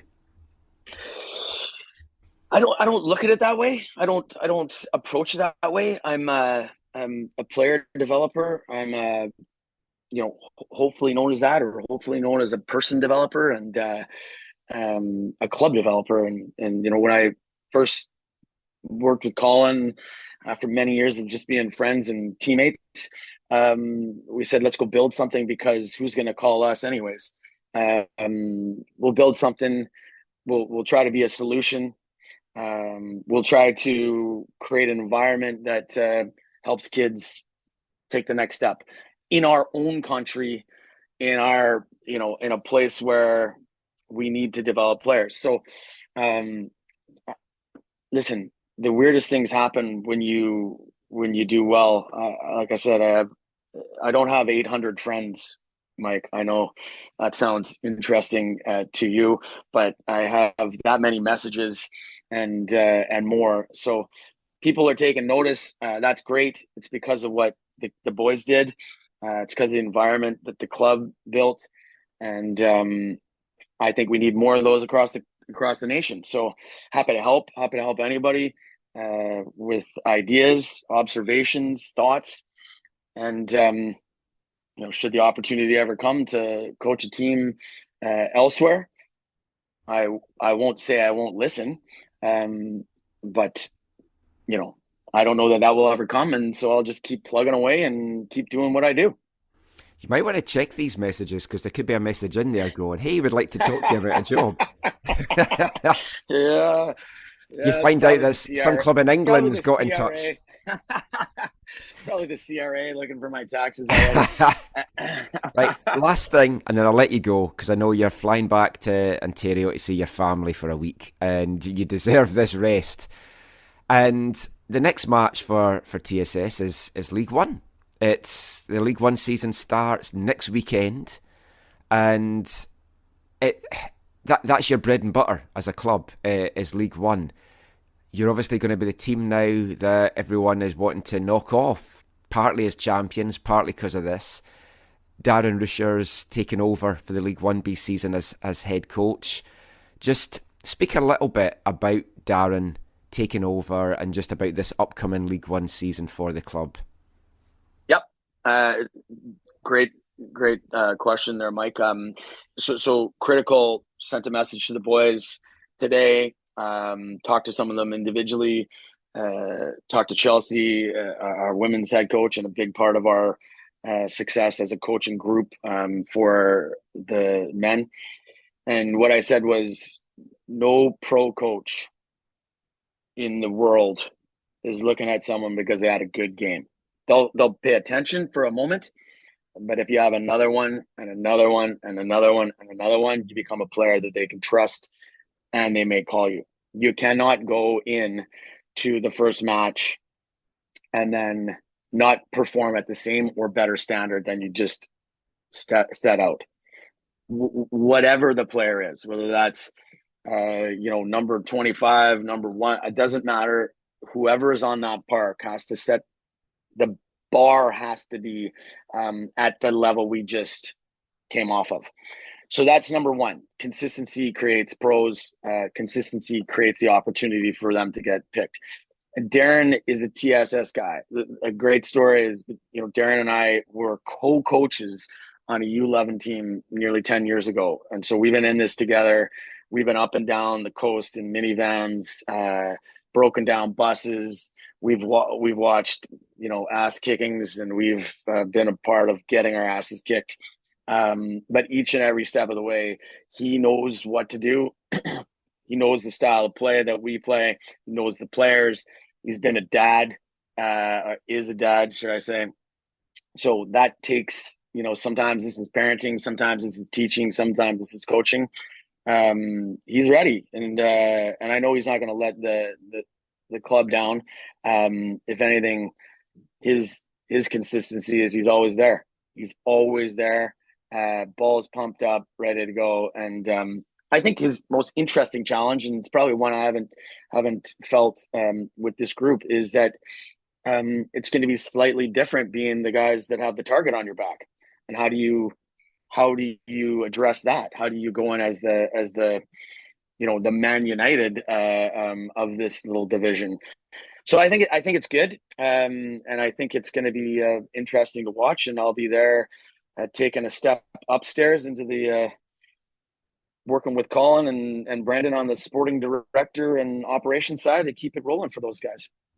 Hey, jump in the commentary with us if you want as well. So yeah, Terry can jump over there. Thank you for your time. I know you've been super busy. I wanted to wait until after the Pacific game just so we knew who we had in the next round. But go home, enjoy spending that time with your family, because there's still 3 more games to come for you as head coach here. Yeah. We'll be there, my friend. We'll be there with bells on, ready to go, in our white jackets, ready to rumble. Awesome. Cheers, Willie. Cheers, mate. And a row, and a row, and a row, and I'll go. A row, and a row, and a row, and I'll go. And a row, and a row, and a row, and I'll go. Great stuff, as always, there from Will Cromack. He's got at least one more game in charge of TSS as they head to the island on May 10th to take on Pacific FC. Is there more in store? We certainly hope there will be. But that is it for our kind of main TSS chat. But we're going to keep the League 1 chat going, because I also sat down last week with League 1 Commissioner Dino Rossi just to chat about the Rovers' success, the growth of League 1 across Canada, and the future expansion plans. We'll be back with all of that after this. Hey gang, it's Will Cromack from the mighty TSS Rovers, and you're listening to the AFTN podcast.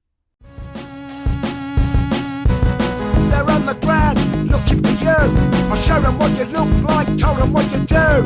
They're on the ground, I gave them the info.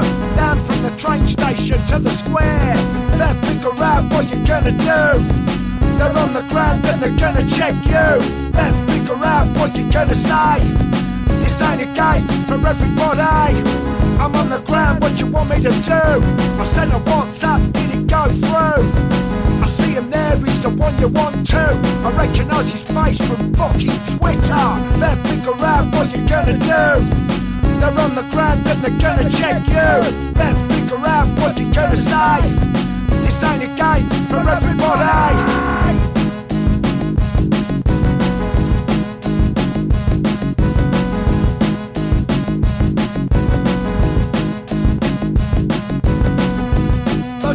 Can't hide, I've seen your face now, and you can't lie. On the ground, on the ground, on the ground, on the ground. Where you gonna run to? You fucking try. I bet you regret being so leery now online.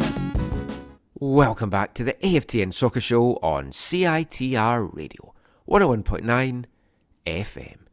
And kicking off this part, it's a former Artist of the Month here at AFTN from England, Sleaford Mods.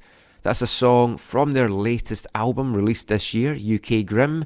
That was On the Ground. And I went to see Sleaford Mods at the Commodore on Thursday night. That was my post-TSS celebration. And it was a decent enough gig. Really terrible sound quality, I thought, though, on the microphone for lead singer Jason Williamson. Was really hard to make out what he was singing. That's the songs that I know very well as well. And it was a bit difficult. So kind of spoiled the gig a little bit, but still a fun night out. And I wanted to pick a Sleaford Mod song, one that we hadn't played before, and I thought, On the Ground. That's a very apt one as well, because a man that's on the ground when it comes to all things League One is League1 Canada Commissioner Dino Rossi. Dino been very heavily involved in the grassroots side of the game for many, many a year now. Dino led League One Ontario since its launch in 2014. He served as the Commissioner for its first 7 years, then was appointed Executive Chairman in April 2021.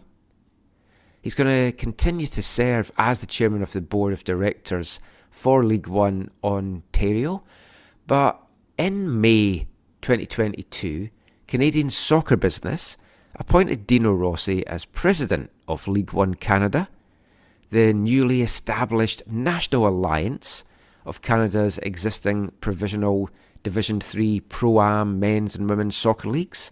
So that covered League 1 BC, League 1 Ontario, and what was then the PLSQ, Premier Ligue de Soccer du Québec. It's now been rebranded just last week as League 1 Quebec. And there's big plans for League 1 to grow the game across Canada at this level. There's going to be an exhibition series this summer in Alberta, which is the precursor to having a League 1 Alberta in 2024. League 1 Atlantic, they've had exploratory talks on that as well. People's looking for League 1 Prairies to possibly start. So I got a chance to sit down with Dino on Thursday, and we talked all about the current growth of the league, the future expansion plans, and of course we had to ask what he thought of the 3 League 1 sides as they were in action in the Canadian Championship this week. So again, go stick the kettle on, grab another biscuit of choice because you are worth it. Sit back and enjoy our chat with League 1 Canada President Dino Rossi.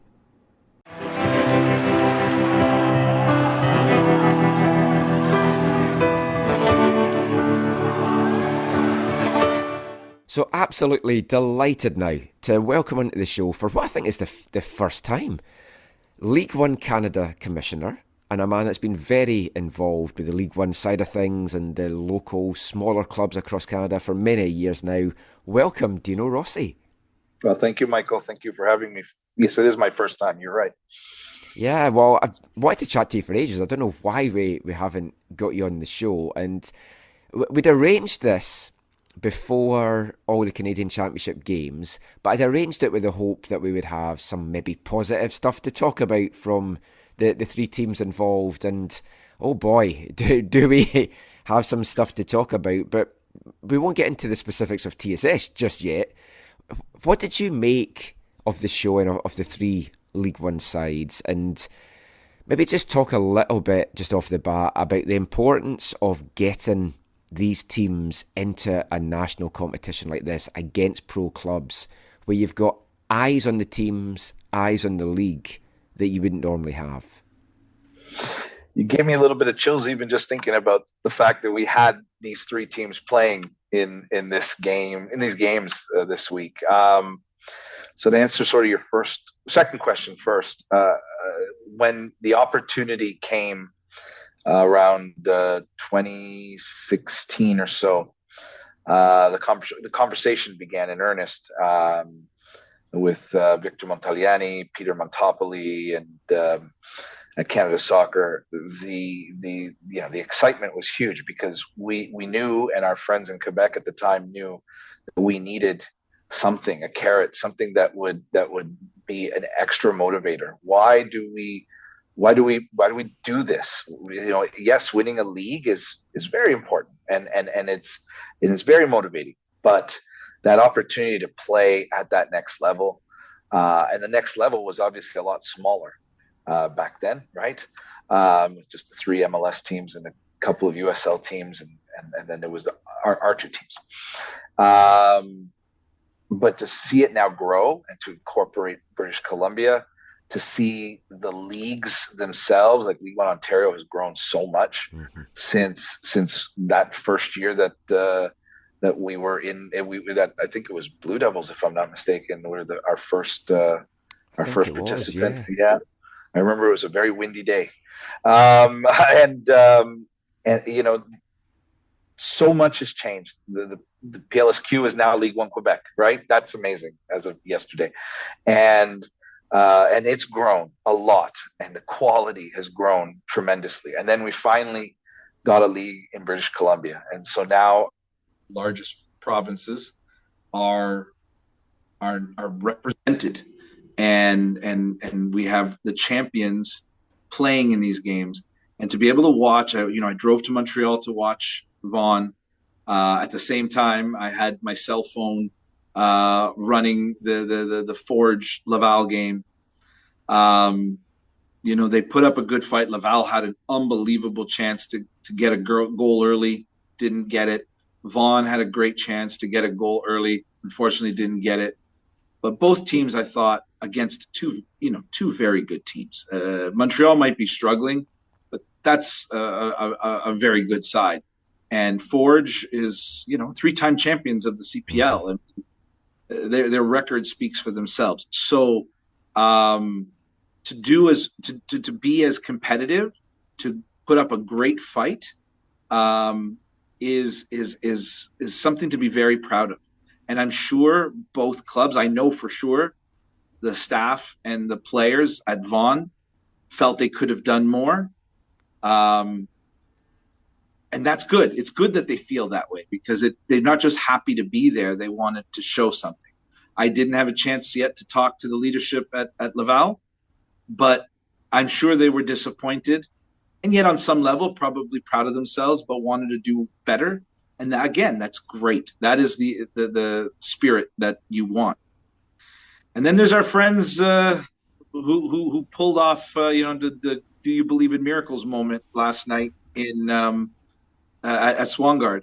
I was lucky enough in 2019 to watch Vaughan beat HFX at their grounds, but it definitely wasn't quite the dominating performance that we saw last night. That was something else, and I'm just so thrilled for Colin and for Will and for all those players, the fans. It was a great looking crowd last night there, made a lot of noise. That was just so rewarding. I was buzzing last night. I had a hard time falling. I'm a little tired today as a result.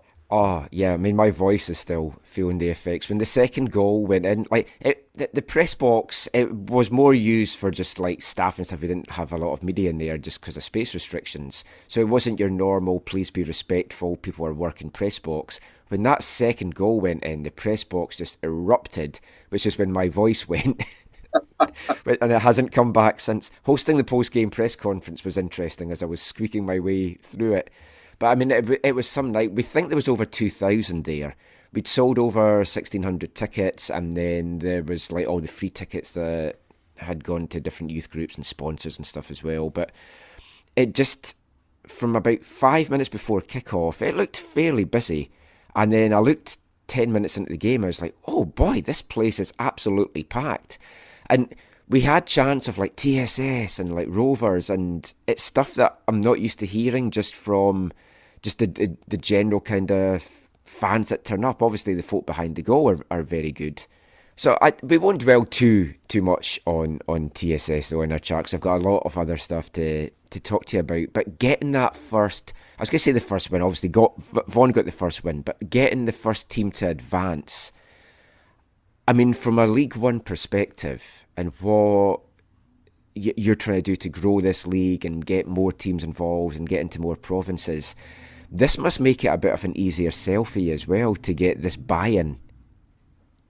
Oh, certainly will be. Logic would tell you that it will.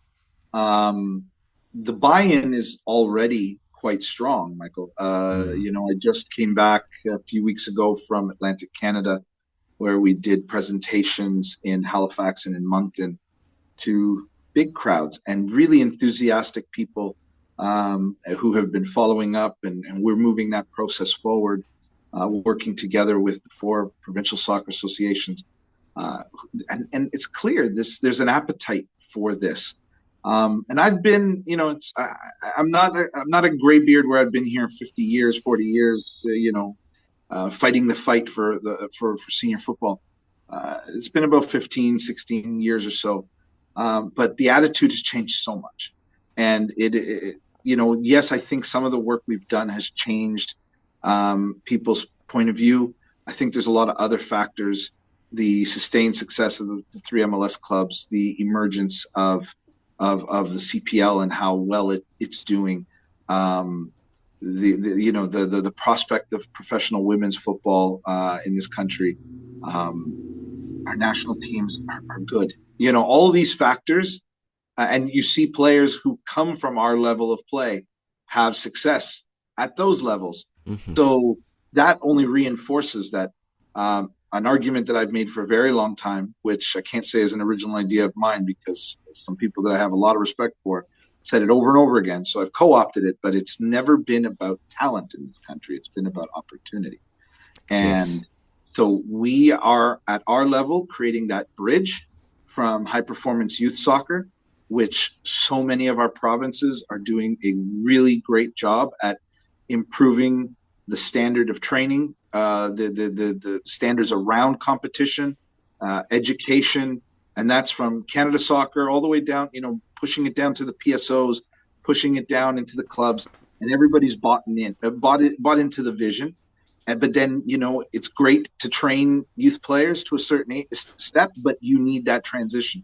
So we've come on the scene at the right time, and incrementally we're growing this. I'm so excited that there's going to be an exhibition series in Alberta. I'm so hopeful that converts into a full-on league next year, and we want to be able to help them any way we can, because that's another big province that will benefit, and the CPL clubs in that province will benefit, and it's a snowball effect. All that to say is this is a great time for Canadian football, really great time, and we're really proud that we play a small but important part of the bigger landscape.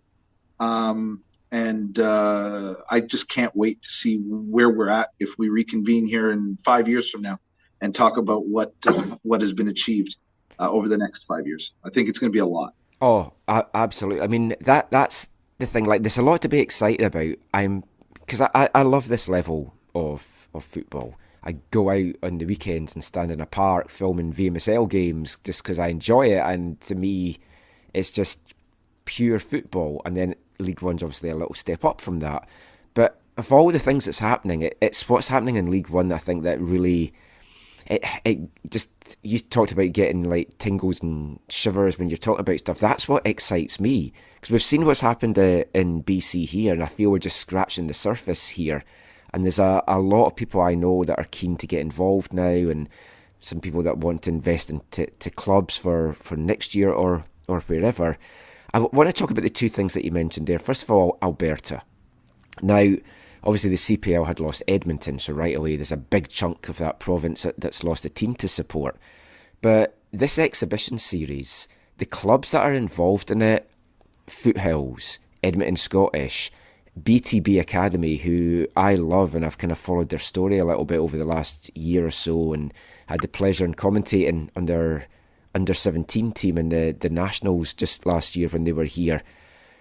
It's such an exciting time. And it's always been a province, like I look at the Whitecaps Academy, and for whatever reason, BC wasn't producing the players that they maybe could have. But the players that were coming in from Alberta were incredible. And you just have to look at like Alphonso Davies, who I know has got a little bit of ties with BTB as well. Having a strong Alberta, but not just that, but also the prairies. Like, would you ideally like to see a prairies League One that incorporated Saskatchewan, maybe Manitoba as well? Or would you like a League One in each of those provinces moving forward? And I know we're maybe talking a good few years down the road. No, I don't think. The presentations I make are not like embargoed anything or anything like that. We have very clearly a map that shows where we intend to grow. 2023, Alberta is coming online. Yes, it's an exhibition series, but it's coming online.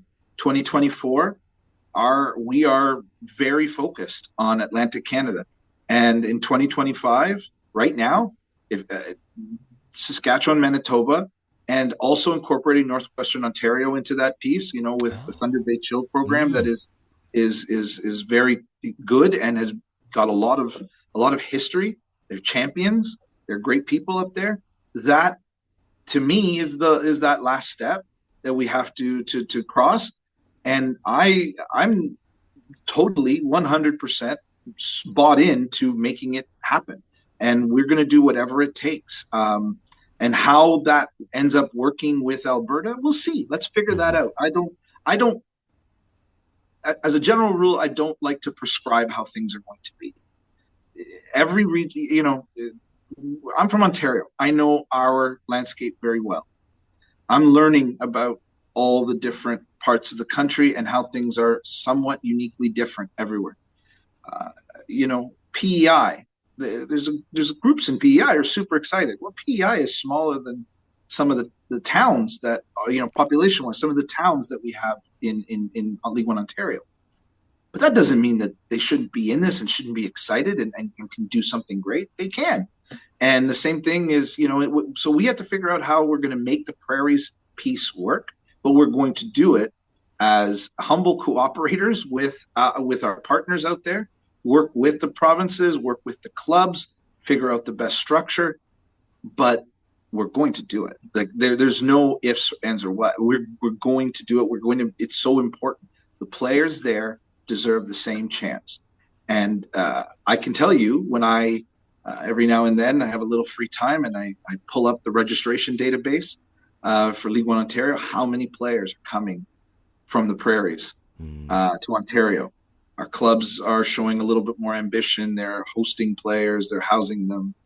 And you have some amazing talent. Like our female goalkeeper of the year last year came from Saskatchewan. She was outstanding. We have a lot of players who are coming from the Atlantic Canada. It'd be nice for them to be able to play at home and be able to play in front of mom and dad instead of spending the whole summer away, right? Yeah. Be able to play in front of their friends. We need to create that. We need to build capacity in all those provinces. There are people who want to coach. There are people who want to referee. There are people who want to be administrators. There's people like yourself, Michael, who want to film. and do play-by-play or do commentary, and how do we make that possible? We make it possible by building these kinds of structures and create opportunity, and good things will follow. We have to build it. They will. If you build it, they will come. Yeah. But we have to build it together, and we have to build it in a respectful way that takes into account the realities. I always remember speaking to Brett Levis and then Thomas Hassar as well about how they had to leave Saskatchewan to get their opportunity. And then Brett got a little bit closer before moving on again. But the Atlantic side of things as well, that is something that really excites me. Also for the growth of like Halifax. Because now, if this gets off the ground, you've got this pipeline of local players that then hopefully Halifax will be like, well, here's some local guys. And nothing gets people more excited than local guys. You can tell those stories. And if you can follow their progress, they were in League 1 Atlantic, and then they've moved into Halifax, into the CPL, and then who knows where it takes them. I think that's exciting. And for too long, folk have always talked about the size of Canada being prohibitive. But obviously, we're having the interprovincial championships. I know the BC's hosting it this year. Yep. Is the dream goal to have as many provinces as possible with League 1 sides, and then having this end of season championship that everyone can take part in? Absolutely. The plan is for the interprovincial championship to incorporate leagues that represent clubs in all 10 provinces. That's it. It's as simple as that. And the champions will come together and I use the reference to the Memorial Cup when I present, not because I believe in any short period of time we're going to have a tournament of the stature and the prestige of the Memorial Cup. You don't recreate 100 years or whatever it is in overnight, but it gives you that understanding of what our vision is that we can create something at this level that is important. It is going to crown a national champion. That matters. And, let's say it is TSS. I mean, to be able to bring that cup home to their community and their fans, the Swan Guardians, and look at how excited they were last night winning one game. Imagine if they win a national championship. Yeah.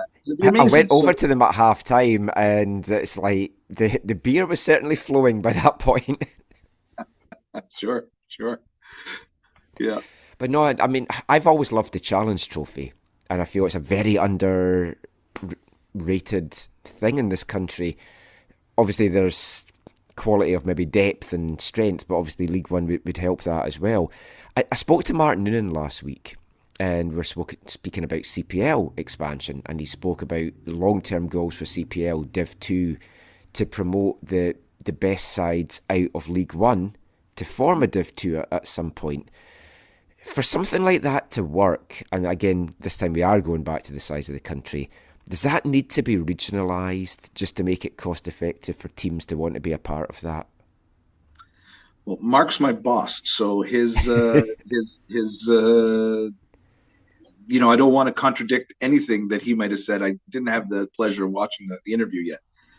Common sense would tell me that that regionalization of a second division below the CPL would make a lot of sense. Is it the only way to do it? I don't know if it's the only way to do it, but it is one way to do it. And having a little bit of insight as to what CPL budgets are. Travel is a really big line item on a budget.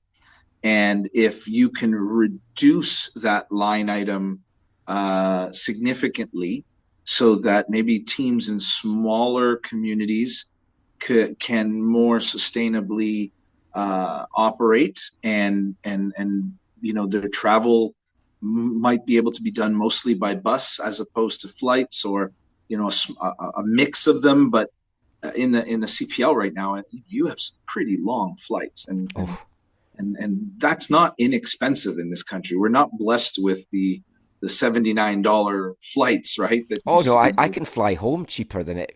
I'd love to go to Newfoundland, but I can fly back to Scotland for the same price. Right. So we have challenges, but we're also, Canadians, and we are a hardy bunch, and we've figured out how to get through our long winters, and I think we can find solutions to these challenges as long as we're open-minded. And I mentioned it before. Victor Montagliani speaks often about being football first, right? If you put the game first, good things will come. And I've internalized that. I really believe that. And I think if we make the right decisions for football, it'll work. But this country is ready for an explosion of professional football in bigger communities, in smaller communities, for men, for women. And our players deserve it. Our players deserve opportunity. I'm so proud of how many League One Ontario players and now League One Quebec and even League One BC players have moved into the CPL, into MLS, have gone abroad. I'm super proud. Like, it's almost as if my kids did it, right? I feel like that too. Yeah. Yeah. You know how it feels. Like my children don't play, right? So, and I'm not living vicariously through other people's children, but I do feel that pride when they're achieving their dreams. Even my voice rises a little bit when I talk about it. It makes me sad though that there's not more opportunities, because I know that there's so many more talented players who are incredibly good at our level and deserve a shot, and we just don't have yet enough platforms, enough stages for them to perform. But that's going to come, and I value Mark Noonan's ambition more than you know. I love that he's come in thinking about taking big swings, because why not? In Canada, we tend to be a little bit overly, inclined to focus on why things can't happen. And he has come in saying, this is what we can do. He really believes we can do it. And I believe in him, and I believe he's right. So I've had these feelings deep inside for years, but we have this opportunity now. 2026 is going to be huge for this country in terms of hosting a World Cup, and I want to do as much work as we possibly can over the next couple of years to lay a great foundation that will take us, 2, 3, 4 decades. And we'll just be growing, and I'll be an old man, and I'll get to watch, maybe a 12 or 16 team first division, and then maybe who knows how many teams in the second division, but actually have a pyramid. And I'd love the English non-league pyramid. I love so much, and if we could get anything that emulated that here, it would be so wonderful. I told my wife when I was getting caught up on This Is Wrexham, I said I'm so glad that. I purposely didn't want to know how they finished the season last year. I kind of didn't go and look on Google. Oh, and I was glad in a way that they didn't get promoted last year, because otherwise I think I might have quit the league and started up a club or something like that. That got me so motivated. But that's the dream. For those of us who are bitten by this bug, this is the stuff that you love, and and it takes us back to last night. That's what we love, right? Like that moment, that scene. It's amazing. It takes me back to like when I had my semi-pro club like 12, 13 years ago, and we won our very first game. I don't know if other than having my kids, and I'm not sure there's been too many other moments as exciting as winning that first game when you didn't expect anything. And this game brings out so much emotion, and it's amazing. It's a beautiful game for a reason. Oh, I think that's a wonderful way to end our chat. I feel exactly the same way. I genuinely, from all my years of watching football, I've been watching football live since 1984. Actually, probably before that, when my granddad took me to just my local non-league team. That's right up there, and definitely top 5, maybe even top 3 of just things I've been through last night with TSS. Just because I know what everyone's been through and how much we've taken to build it. But that's a wonderful way to end our chat.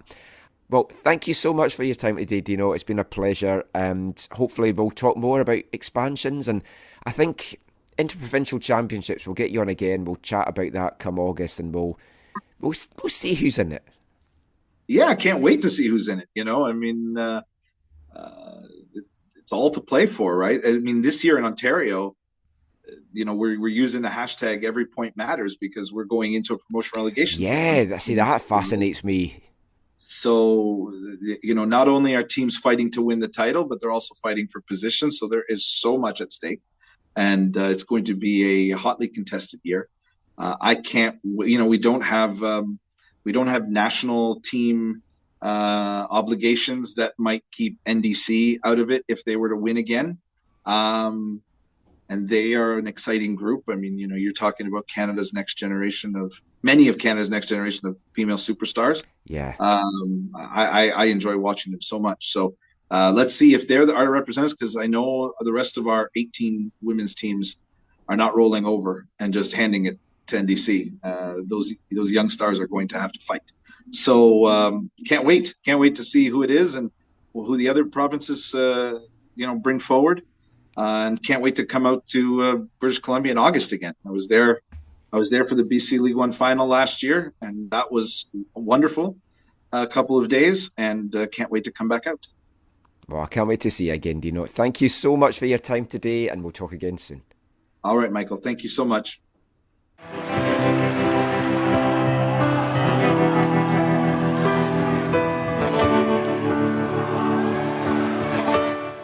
Great stuff there from Dino Rossi, and of all the things that is growing in Canadian soccer, I've got to say the growth of the game at this League 1 level, it really excites me so much. I'm glad to just have a small part to play in growing it at this level. For those that may or may not know, we are commentators for teams in League 1. Last year we did 4 teams in League 1.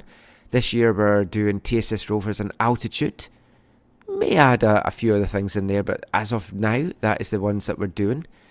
The League 1 BC season gets underway this weekend, so we thought it's a good time to have Dino on the show. If you can get out to any of the League 1 action this weekend, go and do that. 4 games on the slate.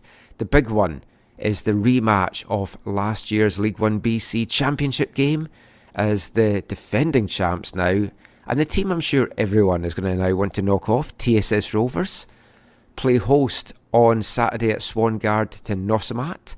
That's the newly rebranded Varsity FC from last year. Should be 2 cracking games. The women's game goes at 1:30. The men's game goes at 4 p.m. Something to note for this League 1 BC season, whoever wins the regular season will be the team that qualifies for next year's Canadian Championship. So a lot to play for in that.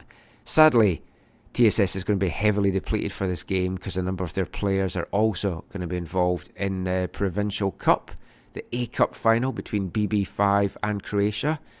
Absolutely horrible scheduling decision by BC Soccer to have that on the Saturday and not the Sunday, but so be it. It is what it is.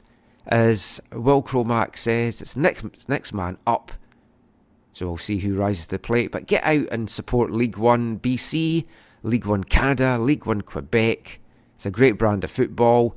The League 1 Ontario season's already underway. We'll be bringing you coverage all year long, all season long on AFTN. And BC plays the host to the Interprovincial Championship games in August between the 3 leagues that currently exist, so really looking forward to that one. But that is it for our League 1 chat. That's it for our TSS chat. But it's not it for the show. We've got some CPL stuff to talk about next, and we'll be back with that after this. Hi, I'm Dino Rossi, and you're listening to the AFTN Soccer Show. I'm waiting by the loading dock for you. A TV and guitar in heart for you. Come on, girl, come on and give me a ring. Come on, girl, pick up and ring. Come on and pick up and why don't you call, girl? Why don't you call, girl? Why don't you call, girl? Why don't you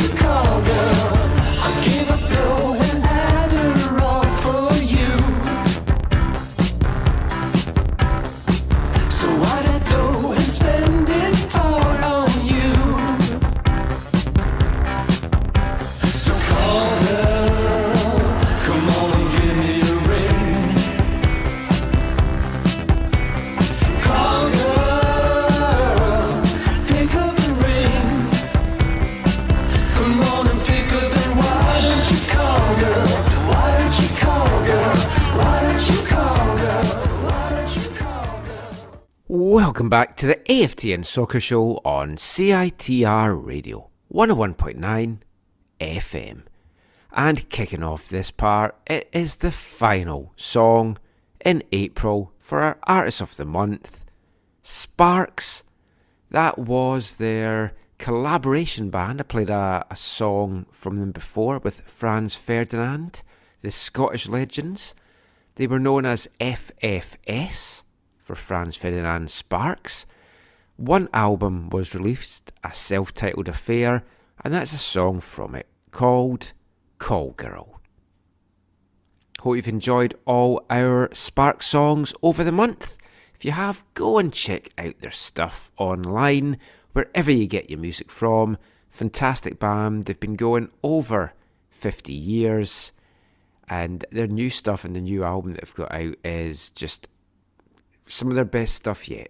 So a great band. Check out the documentary that they had as well, the Sparks Brothers.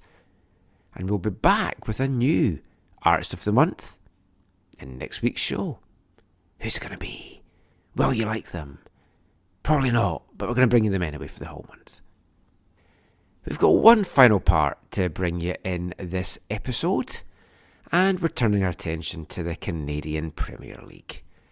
Because we've talked history makers.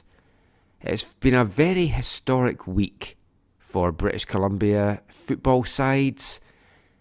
Rounded off on Saturday afternoon as Vancouver FC not only got their first ever goal in the CPL, or their first ever goal as a club in a competitive match, that coming from Shan Hundle, but they also got their first ever victory, a well-deserved 2-1 win over York United, getting a semblance of revenge for their controversial loss in the Canadian Championship a few days earlier to the same team. When we were speaking to Afshin Goatby in his pre-game call on Friday, he said he's not in the revenge business, but it must have been sweet to know that they came out, they got that victory, and I mean, it was well deserved. They were cock-a-hoop. Throwing that word in a lot, I just love that word, but they were... It had been playing on minds. How much they admit it or not, it clearly is something. You want to get that first win. You want to get that first goal. We spoke to Afshin, as I mentioned, just before the game, and he talked that he felt everything was going right offensively. They were just needing that clinical finish in front of goal, that they were clicking, they were creating, they were showing well, attacking, defensively. They've looked really good. It all came good for them on Saturday afternoon with that win against York. As mentioned, Shan Hundle got that historic first ever goal for Vancouver FC in the 6th minute, pouncing on some horrible defensive play and showing a nice bit of anticipation to finish. 12 minutes later, it was 2-0, Gail Sandoval from the spot. York did pull one back in the 35th minute, and on the day, York outshot Vancouver 21-10, 7-4 shots on target. Of those 4 shots for Vancouver, 2 ended up in the back of the net. That's all that really matters. And it's been a tough initial spell, a tough baptism of fire in the league really for Vancouver FC, having to play their first 3 league games and their Canadian Championship game on the road. They've got one more match to come on the road before they finally get that home opener on May 7th against Cavalry. That one game comes up next weekend where they are travelling even further, across coast to Halifax to take on the Wanderers. I'm going to bring you a little bit of post-game audio now, just from head coach Afshin Goatby, historic goal scorer Shan Hundle, and also from Gail Sandoval as well, just touching on that famous first victory, the famous first goal, just the toughness really of this inaugural CPL season for them, and a few other things as well.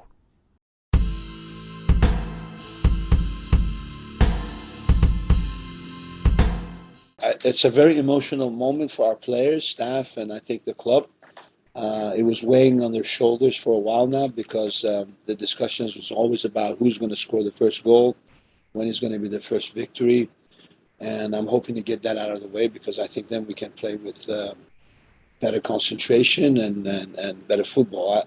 I felt it was a wonderful game and a very close game. So it was a very exciting, I'm sure, for all the fans that watched it at home. Like yesterday, you spoke about the fact that you felt you were getting the chances in the attacking third and things just maybe weren't coming off. You touched a little bit on it already, but like Shan, the anticipation that he showed to take that first chance and then obviously getting the penalty and getting that second goal, do you feel that the confidence boost now that is going to give the attacking players, that now that they've got that monkey off their back, that they're just going to go on and start to be a little bit more clinical in front of goal? 100%. I think winning and scoring is vitamins for strikers. And I think our players really needed to score and needed to win together. And I think it will just give us a foundation and a springboard to have better results and better performances. I think as we've experienced in life, it's all about momentum. And when you lose games in sequence or you win games in sequence, it's not an accident. It's all about how do you create the synergy that you can build on. And I think our players, because their performances are very good, and I urge them to believe and have faith in the way they play and their qualities. And I felt they showed that today, and that belief, and we saw it not only at the beginning of the game, but all the way to the end.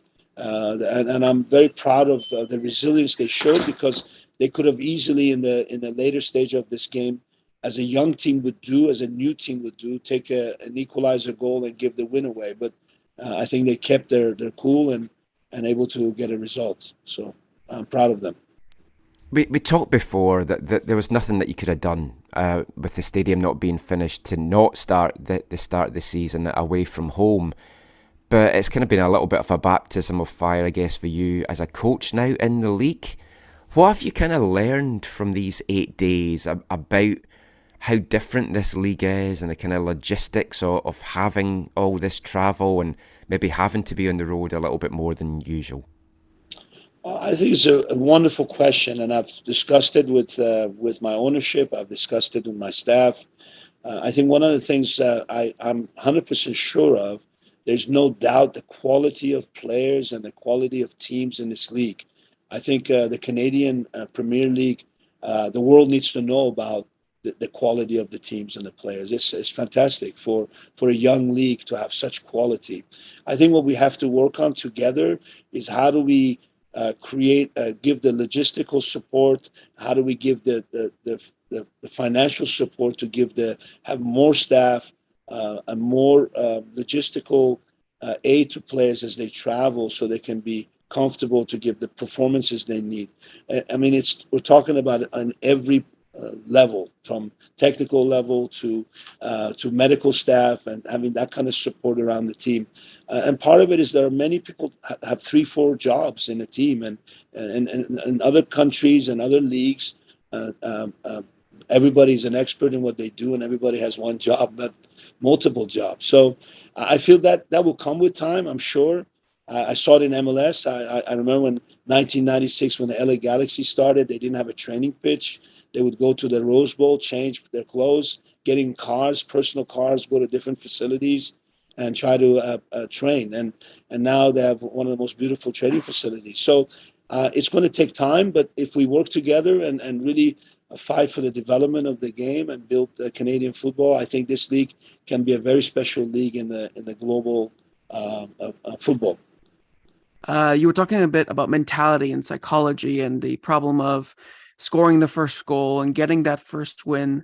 Now that that's all out of the way, how are you planning to cultivate this good energy that you get from your first win into the next match and into the earlier parts of the season?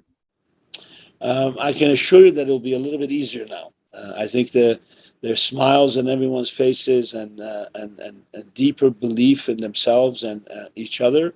I think, as I've shared earlier in this interview, that winning is a habit. Winning is something that I think you can build a spirit and a mentality in a group.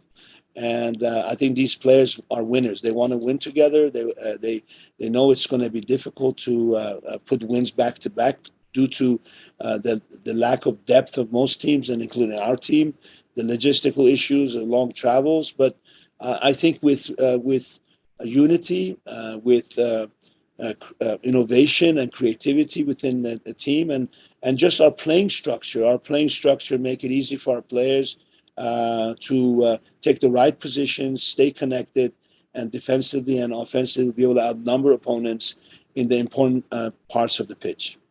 And you talk a bit there about having not that much depth. How important isn't for you to have such a squad that's so flexible in their positioning? We saw Kwok come in on the right side for Caden after he got a knock, and he performed really well there. How important is it for you to adapt to different situations and different scenarios now that you have a team that has capabilities to play basically in multiple positions? Again, a great question, and I think that has a lot to do with our preparation and our recruiting and scouting. We knew that Kwak could play a right back, right wing, left wing, and we felt that's for a young player at this age. That's a great pick for us. And you see his fighting spirit. He reminds me of Park Ji-sung. He's still not as good as Park Ji-sung, but you see his reaction after we win the ball, or lose the ball, how he's a warrior. And I worked 5 years for the Korean national team, and I was in Korea for a long time. And that's one of the qualities that they have. And it's nice to have a nice Korean player for not only for the league, but also for Vancouver, because there's a huge Korean community in Vancouver area. So we're happy with him, but there are many players. Even you look at Gabby Betar, he can play as a winger, he can play as a shadow striker, he can play in midfield. So that makes it easier for me that because I don't have a big pool of players to be able to tactically make the adjustments necessary due to who's available and due to the tactical requirements of each game. It's always nice to score. I've been doing it my whole career because I've been a striker. So this one was it meant a little bit more, because it's history, being the first goal scorer. I know I grew up being coached by Danny Dicchio, and every time I go to the game, they sing a song for him. So I get goosebumps every time I hear it, and I grew up looking up to him, and for me to do it in a club in Vancouver, especially doing it back home in Toronto, feels really good. It's nice to just have a team in Vancouver that has like a brand. I know the Whitecaps are there. I don't think they're winning a lot of games, and it's nice to be a team that got a win, and a new team that got a win this early in the season. And I hope we can show all of Vancouver, what we can do and what the Whitecaps can. So, yeah. I've seen talked a little bit about it's kind of a weight off the team as well. It was kind of playing on your minds because everyone's wanting to know, when do you get that first goal? When do you get that first win? Obviously a very joyous mood in the dressing room just now, but was it weighing on your mind and other players' minds of, we haven't scored yet, we haven't got that first point? I'm not sure about other players, but for myself, not really, honestly. I started my professional career at TFC2. I think I didn't score probably in like 7 or 8 games my first goal, but Jason Bent played me every game, started me every game, and I got it. So I wasn't really too worried because I know it's only been 2 regular season games, or 1 before today.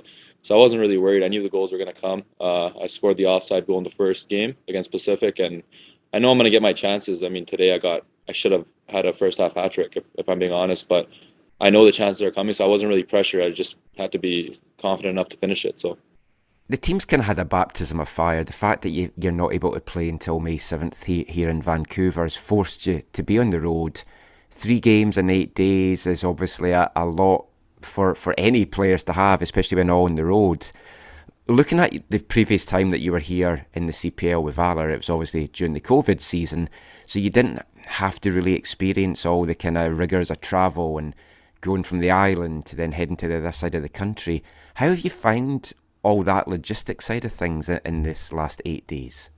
It's tough for sure. A 5-hour flight here, a 5-hour flight back, and I think it's a 7-hour flight to Halifax. The travel is definitely hard. I think coming 2 days earlier than the game, I think it helps a lot. First real away game, Pacific isn't too far. First real away game was a Canadian Championship. And I think it kind of caught everyone by surprise in our first half. We didn't look the best. But I think these first away games is good for the team. We didn't really get to travel too much in the preseason, so being away with the team, it kind of makes everyone closer together, gel, get to know each other, and yeah, it's only gonna get better when we keep traveling and being with each other. So. Yeah, you touched there about the Danny DeKeel song at TFC. If the Vancouver fans were to have a song in the 6th minute for you, what would that mean for you? And what would you like it to be? It would mean everything.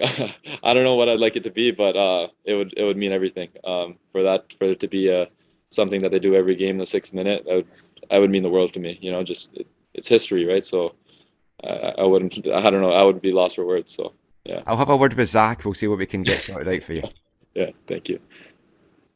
How have you found the last 8 days? Because obviously the CPL has a little bit of different logistics to some of the other leagues that you're in, having to be on the road, travelling from one side of the country to the other.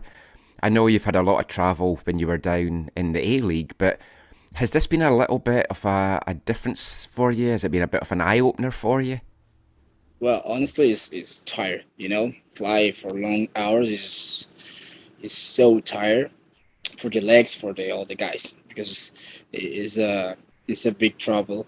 But I think if we keep the mentally like happy and we're still working on the football, on the create chance for score, and we keep the mentally better, I think it's normal, because we have a lot of young guys, and it's the first time they play in the first division.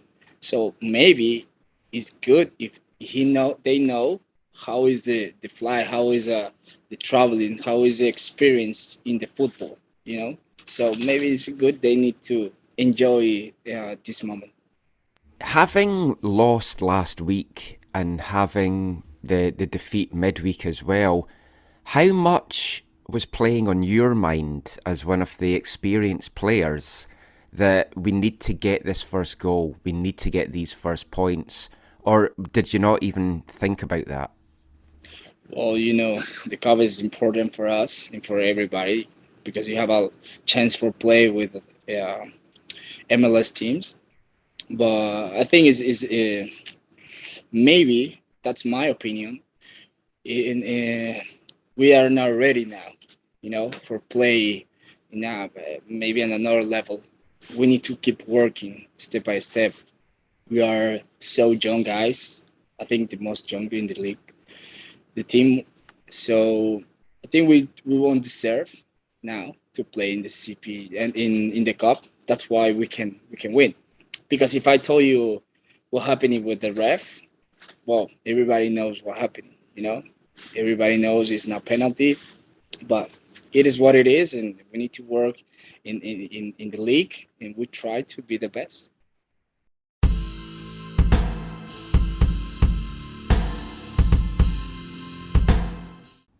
Afshin Goatby, Shan Handel, Gail Sandoval there, just talking a lot of things about Vancouver FC's start to this season. Obviously some stuff was made from Shan Handel's comments there, that it's nice to have a Vancouver club that wins. I get trying to stoke the rivalry and trying to show that they're competing with the Whitecaps and all that kind of stuff. That I don't mind. I love stoking rivalry. I love just getting that kind of animosity almost going between clubs and rival supporters. Whether you've earned the right to say that after just having one win, I'm not so sure. But I'm in the heat of the moment, excited at getting that first goal. But they need to do a lot more before I feel that they can really claim to be Vancouver's team. I loved the little comment there as well of TSS win games as well, which we do. TSS beating a CPL team before Vancouver FC managed to do it. Just sort of throw that one in if we're throwing shade at each other. But delighted for everyone connected with the club, getting that first victory. It is a weight off their mind, monkey off the back. You want to get that done and you want to push on now. I mean, they are creating chances. They easily could have had more than 2 goals in that game. It wasn't to be, but 3 points on the board, that's all that ultimately really matters. And it was a victory that actually takes them up to third in the table. Valour leading the way. They had a 1-1 draw with Ottawa at the weekend. Pacific had a 1-1 draw with Cavalry. They're sitting second, those two teams, on 4 points from their first two games. Then Vancouver FC sitting third with that 1 win and 1 defeat. Forge and Wanderers put in a 1-1 draw as well. It was very much a weekend of draws. But bottom of the table, currently sitting, looking up, 7 teams above them, is York United. And things just not going well for York right now. Woke up on Monday morning to an email from Canadian Soccer Business and the CPL mentioning that CSB has purchased York United, taking immediate ownership from the Baldassara family. Purchase comes in anticipation of transferring the club to new ownership. There's been lots of murmurs that they're moving stadium, they're going to the Woodbine facility, moving away from York University.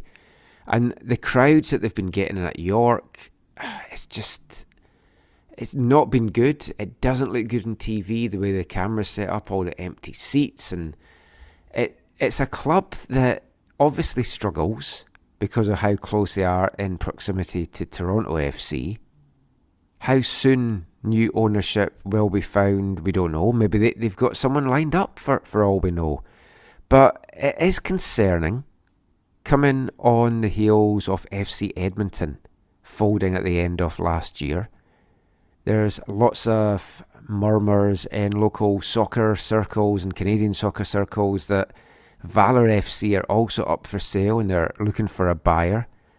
The club has to stay in Winnipeg from whatever ownership group does buy into it. And whereas last week we had CPL Commissioner Martin on the show just talking about the expansion plans and the growth of the league, all of which is great. We've got Vancouver FC coming in just now. They're looking to have teams in Quebec. There's been lots of murmurs of Kelowna getting a team down the road and in the prairies.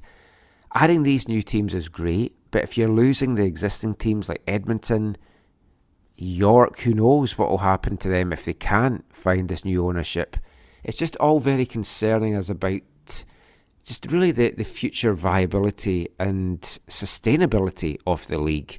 And especially if anything comes from all these committee meetings, the Heritage Committee meetings, about the CSB deal with Canada Soccer. The league needs this money to survive, so we'll keep our ear to the ground, and next time I have Zach on the show, we'll talk a little bit more about this as more stuff comes out this week, because it was just breaking news today. So why that was disappointing news for the league, let's cover a bit better news, and something which was announced on Friday afternoon that I'm very excited by, but I also have a few reservations about as well.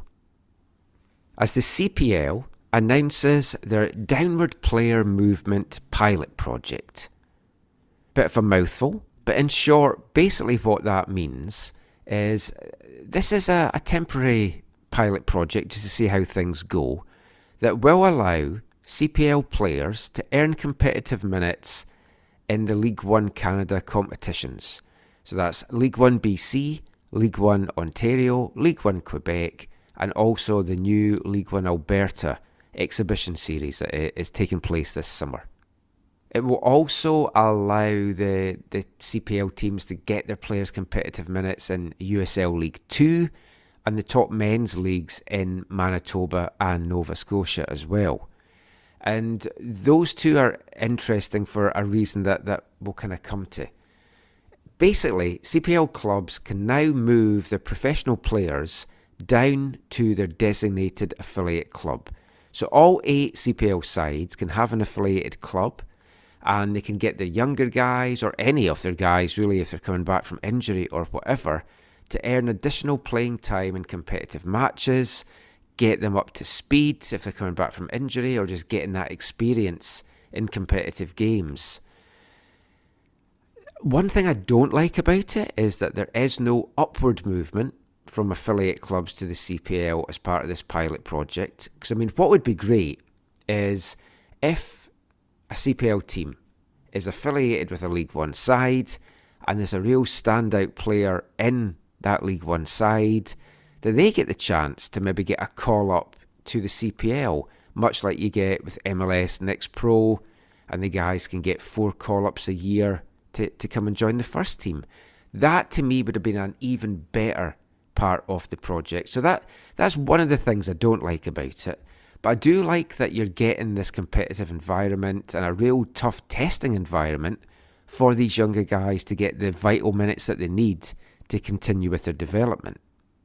So it should be noted that the minutes earned by under-21 CPL players in lower division play do not count towards the league's under-21 minutes threshold. Players aged 23 or older can only appear in 3 games for an affiliate club in a year, and only 1 player aged 23 or older can be moved down at any given time. There's also no match limit for players under the age of 23.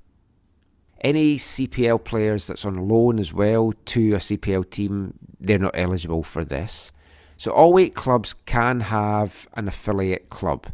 So right now, 5 of them have decided what they want to do.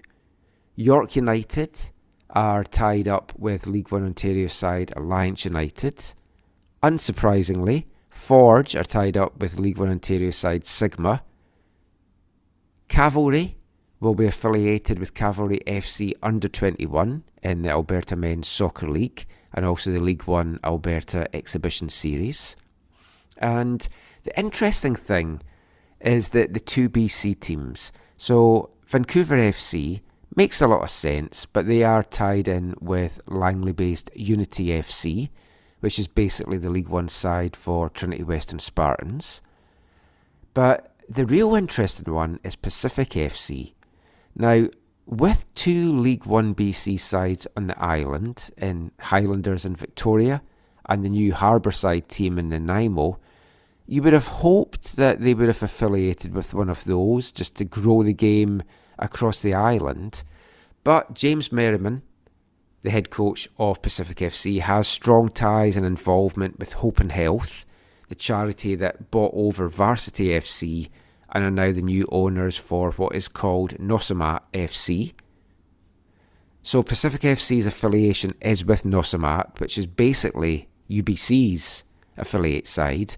Now, that is great for both those clubs, and for Pacific, you're getting some very strong sort of U-Sport players in that team as well. And certainly, we saw last year how well Varsity did in the League 1 BC season, just losing the championship game to TSS, and they'll be ones that's looking to get into the Canadian Championship next year by winning the regular season, and having this deal with Pacific will certainly help that.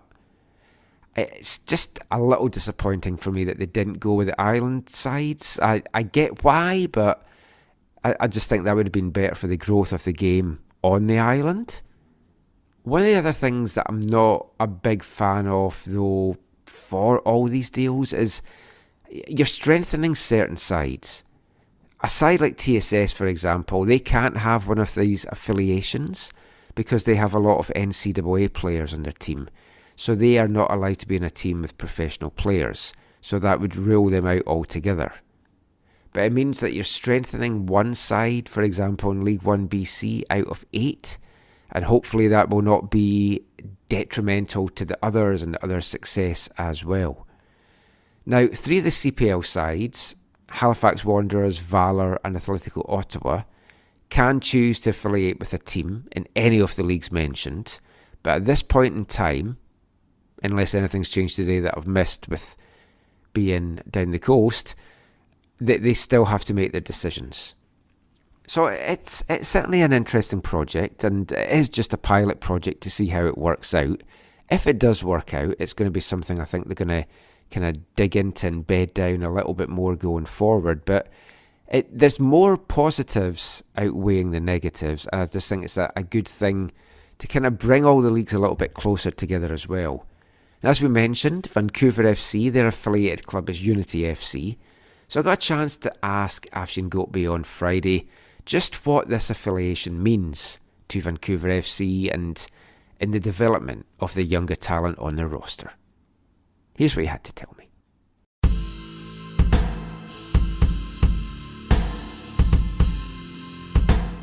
Want to ask you about the downward player movement pilot project that was just announced, and the club's connections and tie-ins now with Unity FC in League 1. How important is that going to be as a piece for you to get some competitive minutes for the younger guys on your team that aren't going to be featuring every week? And I guess Unity was the obvious choice because it's another Langley-based club. I think that's critical. I think players learn the most by playing matches, and we need players to play competitive matches on a regular basis, and to develop young players, which is one of the most important part of our project. We need to create the platform for them that they train at the highest level with the best players in the best conditions, but also they play competitive games. So we're very happy to have this alliance, and we hope that by creating these kind of alliances in the community, we bring the whole British Columbia community, football community, closer to each other. And we also hope that these minutes will help our younger players develop.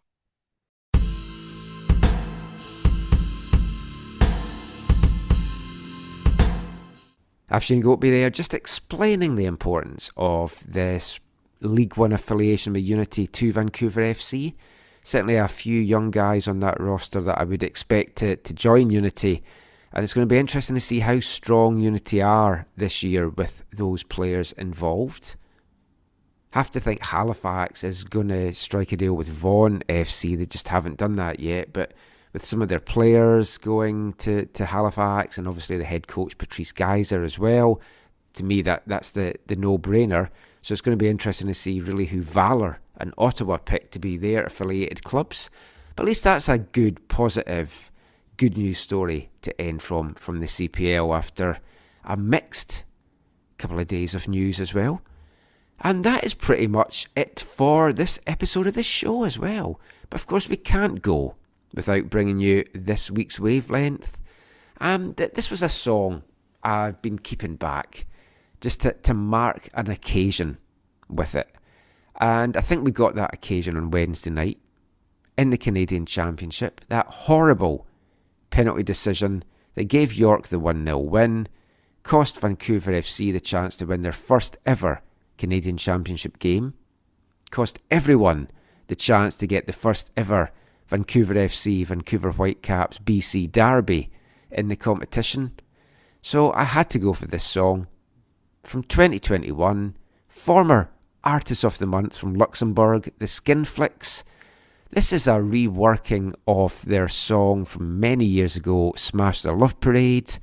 It's from their 2022 Cream of the Cropped album. This is Smash the Referee. Smash the referee! Smash the referee! Every week at the football ground, so random cunt calling a foul. Gotta get to that 12th man. Make him pay for letting us down. Smash, smash the referee!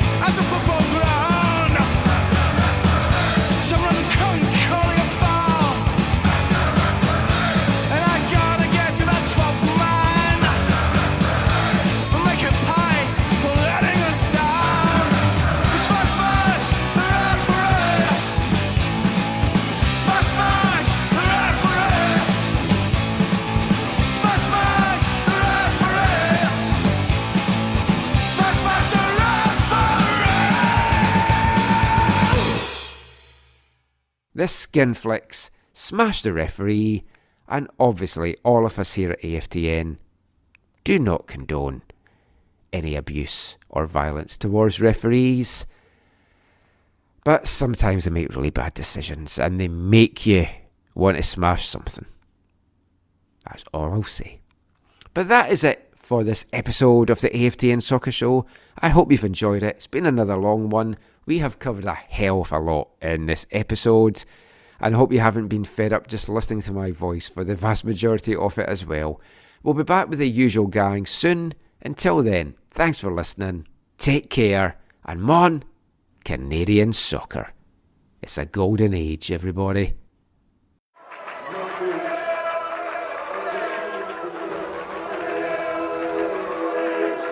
Going to your first match is an experience you never forget. The atmosphere of what's going on around the pitch looks beautiful, and you always look and go, wow, I'd love to play here one day. If you get the bug, it's going to stay with you for life.